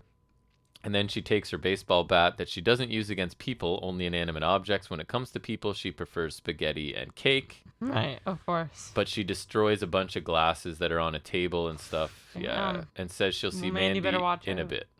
Grayson Waller is leaving with Sanga and says LA Knight is a real loser because he broke the restraining order, and that next week Knight gets what he deserves because he'll be arrested and go to jail. Wait, wasn't it like... Because that's how police work. They wait a week. Wasn't if he won, the restraining order was done? If he beat Sanga, right? So Which how he did. did he break the restraining order? Did he attack Waller before it was over? I don't know. There's a problem with this story. There The is. problem with like the police are going to wait a week and going to arrest him a week from today. But anyways, we get Saray versus Dakota Kai, who's now been reduced to enhancement talent along the way. So Saray still does the transformation thing again this week. Kai gets a little bit in, but Saray wins with her running drop kick to Kai seated against the ropes, which looked good, and a really nasty, I believe it's an exploder that Dakota Kai took really high, just over 4 minutes. Finishing sequence looked cool, just annoyed that Dakota Kai struggles in all areas, whether it's character, in-ring, it's all bad for her right now. We then get a segment I liked, which was Carmelo Hayes and Trick Williams at the barber shop with some other friends or customers there. And apparently the idea is Mello is getting ready for his third date with Ollie J.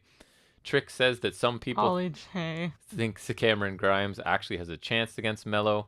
And then they check Grimes' Wikipedia entry because it's always accurate, they say, and ask what he's done in NXT in 2 years. Mello has already done a ton of stuff in a short amount of time. He did 2 things. And Grimes has never been in a match like this. Mello says that Grimes is talented, but he's talented over there, and Mello is a top talent. This match will make Grimes relevant because Mello does numbers, and it's time for his haircut. So I actually liked this, and believe it or not, I thought Mello and Trick Williams bounced back from a promo that I did not enjoy last week. Trick slowed down this week, did a much better job, and Hayes I thought was excellent, especially in the final little section. I thought he did a great job, which I'm glad because last week was sort of a letdown for me. And I also liked the setting of the barbershop as just something different. They're outside the stadium. They're not just backstage. It's realistic that he's getting his hair cut before a date and just chatting in the barbershop. So I thought that was a pretty cool idea. Then we go to NXT Junior High as Indy Hartwell's backstage on the phone with Dexter, setting up another hot tub rendezvous. Persia comes up and asks if Indy is talking to Duke Hudson, and Indy says no. Persia notes that Duke wished Indy good luck and not Persia. So this is what grown women get upset about. He said good luck to you and not me. Right? Isn't that upsetting? Isn't that how adults behave? Probably. Yeah, and that makes me mad a lot of the time, you know. Right? So Indy didn't know why Duke Hudson did that. And then Gigi Dolan and JC Jane show up and do mean girl things and imply that Indy and Persia are already having issues. Jane wonders... Did they do it? Is that what they're implying? Well, they're just trying to drive a wedge between them. Okay, Right? I thought it was implying that they did it. No, they're just saying like, oh, you guys are already having trouble. Mm-hmm. So Jane wonders if Indy would be consoled by Dexter or Duke after they lose next week. Ooh. And then Gigi Dolan produces a photo of Duke Hudson standing beside Indy Hartwell. So the plot thickens.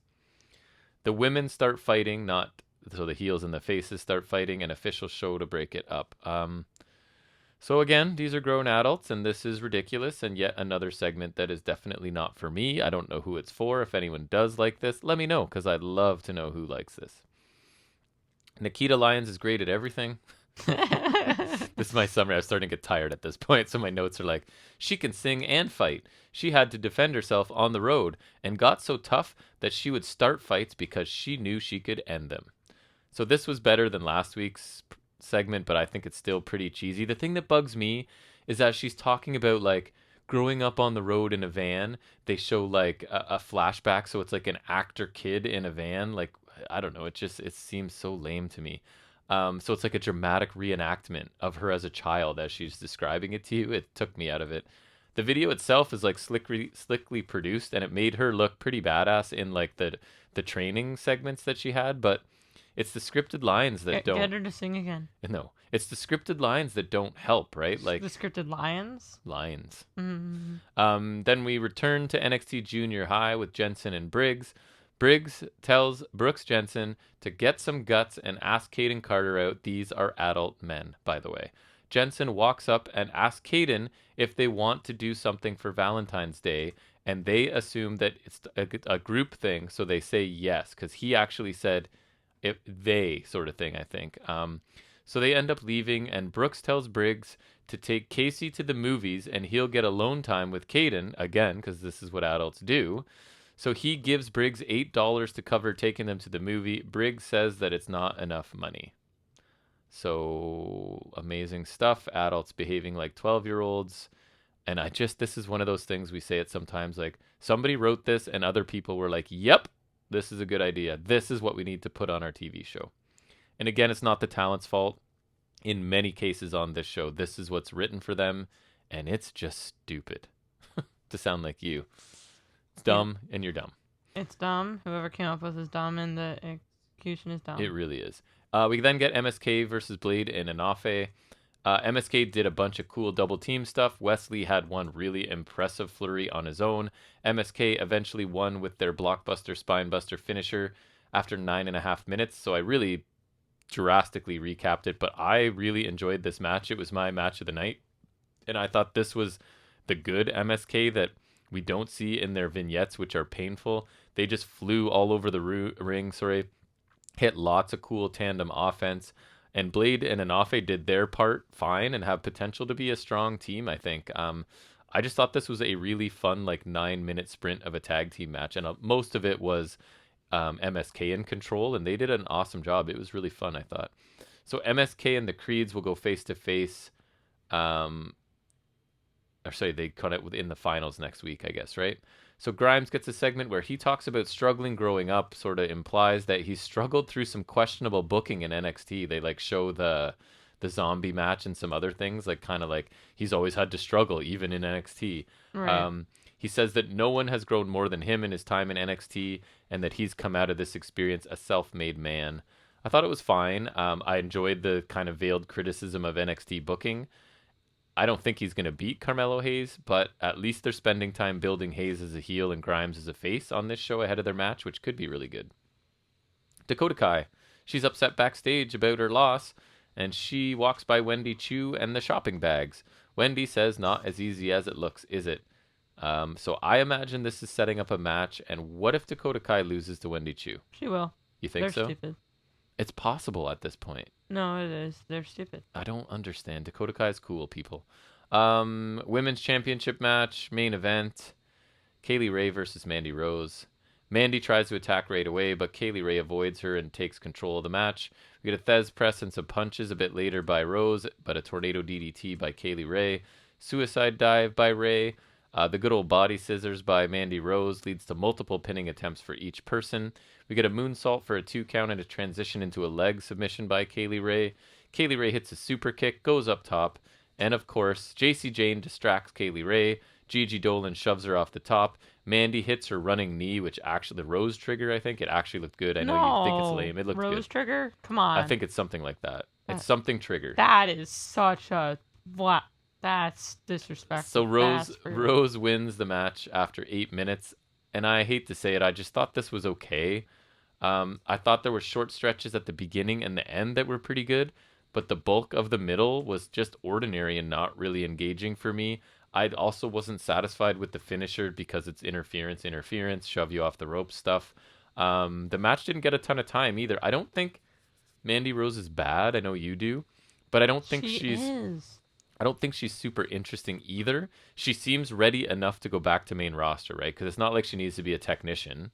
But the other 2 members of Toxic Attraction are not ready to go anywhere. So I don't think that this faction has produced nearly enough for the amount of time and attention they get. I don't think we're alone in that. I don't see a ton of people that would just think they're amazing, right? I think the thought was that people are just going to love this group. We got 3 whatever hot women, and they're just going to talk about being hot all the time. But I don't really think they're catching on as much as they want them to. That's what they do. The funny thing is what? The funny part is that's what they do. Yeah, we're so hot. We're super hot. You might be a better wrestler than me, but I'm hotter than you. And you want to be with me because I'm hot. So that's that show. I kind of flew through it this week, as I probably will from now on. So I liked both of the tag team matches. Main event was disappointing. And then there were 3 NXT Junior High segments that I couldn't stand. The Championship Summit tried to accomplish too much. Had a few interesting things, but I didn't really like it overall. I like the barbershop. Hate what they're doing with Dakota Kai still. This show is better than last week, but it still had lots I didn't care for. So I gave it a C this week. So nothing, I would say you could watch either of the tag team tournament matches. They were both really good, but there's nothing else you need to see on this show. Nice. That's so surprising to me. And I don't think you have any other business this week, do you? Nope, I don't even know that business because that sucks. Right. So we're going to move into our final segment this week, which is Jack updating us on the world of wrestling action figures in what we like to call Figuring It Out with Jack.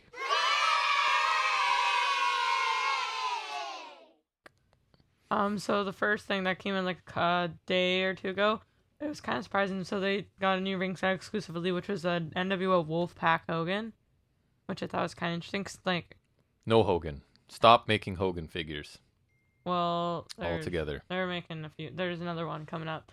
I thought this was interesting because Hogan's definitely not known for wolfpacking, you know.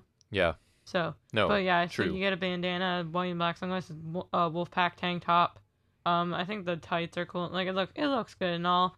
It's got the screaming like Blackbeard white mustache scan from the Hollywood Hogan Ultimate Edition, and you get the Wolfpack World Heavyweight title, which is kind of cool because I think that only came out once with the ringside exclusive Kevin Nash, and even then I think it's a little different. And you do like a unique belt. Yeah, that's kind of cool. I actually have the black NWO belt. I just have it under a custom belt. But then they revealed Legends Elite Series 15. So there's Lex Luger's gonna be the Chase variant. I'm not sure which is the Chase and which isn't, but so there's a later WCW Luger with I think the shorter hair or something, but he's also got a Wolfpack tank top, so it's a Wolfpack Luger. Nice. Which, as we know, he was the best member of the Wolfpack. Best member of anything ever. Exactly. Nope. And then there's a early WCW Luger with the orange trunks and the kind of mullet. So like early WCW Luger. Right. Total Package Luger, I think it was, right? And then there's 2002 Kane.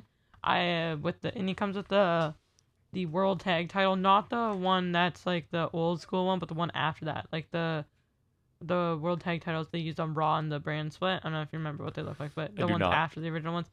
I think it was either when he teamed with Rob Van Dam or when he was in Hurricane. I forgot that altogether. Hurricane, get it with the hurricane. Hurricane. But right. I think this cane looks really nice. Actually, if I ever found it, I would get it. Like it's a pretty nice cane, honestly. Nice. And also X-Pac. He's in like a white and black gear with the singlet and the tights, and then like the orange highlights. That's cool. And then he also comes with, like the entrance gear with like the the DX Army gear, which you can take off. So that's cool. And then so it's a Legend series, right? So you want to guess who the last figure in the series is? I can't. Walter. Stacy Keibler. Legend.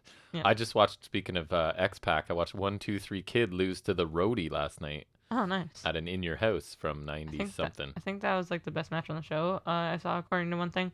It wasn't bad, actually. Then there was Superstars Wave 2, which is like, it's replacing the Masters of the Universe figures that they were doing. So it's like similar style, they're just normal. Gross. So there's Outsiders. Then there's Shawn Michaels, like from, I would say, early 90s. And he's got like a baby blue strap Intercontinental title, which is kind of interesting. It looks like it could be a scale with the Mattel one, so that's kind of cool. And then there's also Ultimate Warrior, which I don't think it's WCW Warrior, but no, it's not WCW Warrior. It looks like it's like a Warrior with entrance coat, so it makes me think it's a later 90s Warrior, but I'm not sure. Anyways, they're like kind of small. I don't really care about those. And then kind of a surprise, they're series 1 of a new line, so it's a new Elite line, which is Walmart exclusive. It's gonna be a Ruthless Aggression line, so that's kind of cool. Nice. Which, because I know a lot of people want figures from there. Like, there's a Ruthless Aggression Shawn Michaels in like it's a red, black, and white, like red and white with black highlights. It's the long pants, not the right. It's after tights Michaels. So that's kind of cool. Then there's another Here Comes the Pain. You know, like next big thing, Brock Lesnar in the trunks. He's got the Undisputed title again, so I might get that because I need that. But I remember I did get a WrestleMania Elite Lesnar, which was a Trunks Lesnar, and it came with the Smoking Skull belt instead of the one that was supposed to come with. Yep. So I ended up getting 2 Smoking Skull belts, and then also a red and gold Trunks Batista, which actually looks pretty nice. So there's double jointed elbows, all elites now, so that's kind of cool. Then basic 130, I think it is. So there's Omos, which I showed you, which looks stupid. Does not look good. The Garganos, which look about as good as basics do nowadays. I think it's a reused head scan, just painted on stuff. Like, there's no depth to the basics, and I think they're missing some decals or whatever. Right. The John Cena is from when he had the scratch logo belt, but the one after the spinner. And it's like the champ is here where it's pointing down. It's got the belt on the shirt. That one I remember. From 2013. So that's there. And then we got Grand Metalik with the half mask, like with the mouth open. That looks not good. I do not like that. And then WrestleMania 37 AJ Styles in the Grand Black, which would be a nice elite, but it just looks flat here. And they reused an old head scan. And so Elite 94 Stephanie McMahon Helmsley. Great. Yeah, no, but it's like her from when she won the women's title. And her t-shirt stands for Stephanie McMahon Helmsley, but it's SMH, which now stands for Shaking My Head, so I think that's kind of funny. You would like that. So that's there. Also here, just existing, is Elite 94 Mace, removable mask, that nice. AKA Elite Dio Madden. Right. Gross. And then there's Elite Bret Hart. So I want to say it's like, this is like probably 91, 92 era Bret Hart, because he comes with the black strap Intercontinental title. Yep. So it's like early singles Bret Hart, so that's kind of cool. This one, the normal one is like black sing with the pink outline and then pink tights. I think it looks pretty nice. That skin's never the best, cause I feel like they haven't nailed a Bret Hart skin yet. But and then the Chase variant is a pink singlet, black tights. Classic. So I think that's actually pretty nice. I don't know, like I don't know if I would seek it out, but if it was there, maybe get it, or like if I got it from someone, I'd be like, nice. If you had money burning a hole in your pocket. Yeah, it's a good one. And the collector's edition is a British Bulldog, which looks like a re-release of an older Elite of his, just with double jointed elbows now. I don't really care about that. He's not alive. And then Ultimate Edition 13, which is Hulk Hogan and Mr. T. Amazing. More Hulk Hogan. Hogan does come with a different WWE title though. It's I think it's the one that was pre-Winged Eagle, or one of the ones that he had when he had like a few different ones. So it's at least a new belt, which is kind of cool. So they're both from WrestleMania 1, red tights, Mr. T. I don't care about Mr. T. He's not really a wrestler. I pity the fool who decides to buy that. Then there's a couple of ring sets that they revealed. So there's this Superstar ring bundle, which is, it's just one of the spring action rings, right? And it's got like WrestleMania 29 looking decals, which I think is kind of odd. I think they've done a similar thing before, right? But so it's got Cena and Rock from WrestleMania 29, which is, for those who don't know, from 2013, so a bit of an odd choice. Mm-hmm. But I mean, if like, I kind of always find these box set kind of things interesting, like when you get like a couple figures and stuff. Like I think that's good for kids or whatever. I miss like, they probably won't ever do that with Elites again, but I miss like the big basic box sets where like you get like 5 figures in a box set. Like, oh yeah, I wish they would do more box sets. Just something about box sets are cool, you know? Wasn't that your Undisputed Era one? Yeah, or like there's other ones. Like there's the Milkomania. There's that Shield one I never got. There was the Shield one that I did get. Right. And so then there's also another ring figure set. So you get McIntyre and Lashley, which are like basic-ified versions of Elites, which is the wrong way to go.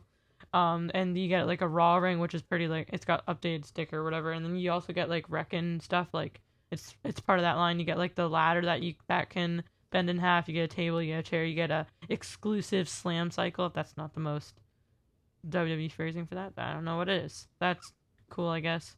That's probably better. You get current guys, and you also get accessories in a ring, so that's cool if you are a tiny child. If you are a tiny child. And then lastly, they revealed the Survivor Series 1995 Fan Takeover Ultimate Edition Shawn Michaels. It's like red with white. And you get like the chaps, you get that. I think it looks really nice actually. Like I don't usually care for the Ultimate Editions unless it's something like I think the latest Fiend is really cool. I think the other Fiend was cool. The Finn Balor was really nice. I think the Shawn Michaels is actually like really nice. Like it's on Amazon, so it's kind of harder to seek out. But like if I could, I would definitely get it because I think it's actually a pretty nice one. Nice. So it's like mid-90s Shawn Michaels. So that one's pretty nice. The hat is iffy because they struggle with hats, but I think the figure itself and the tires, it's actually really nice. Like the red and white is a cool contrast. Cool. And that's it. That's it. Well, that's it for episode 82 of our podcast. I don't think there's any bonus stuff coming because there's no pay-per-views or anything, right, this weekend? Nope, just a crappy NXT 2.0 special. Right, which I will probably check out. You might check out a bit of it. We'll see. I'll think about it. Okay, cool. But yeah, so that's going to wrap up this episode. Thanks for taking any time out of your week to listen to us talk about some wrestling. Feel free to get into contact with us if you'd like. fnswrestling@gmail.com, fns_wrestling_podcast on Instagram. YouTube comments are fine. Love to hear any sort of feedback. Any comment is fine. Any comment is fine. Positive, Always negative. welcome. Tell us what you think of wrestling. Whatever you want. We'll respond to you. But anyways, we will definitely be back here next Saturday for episode 83. Definitely. And until then, take care, everybody.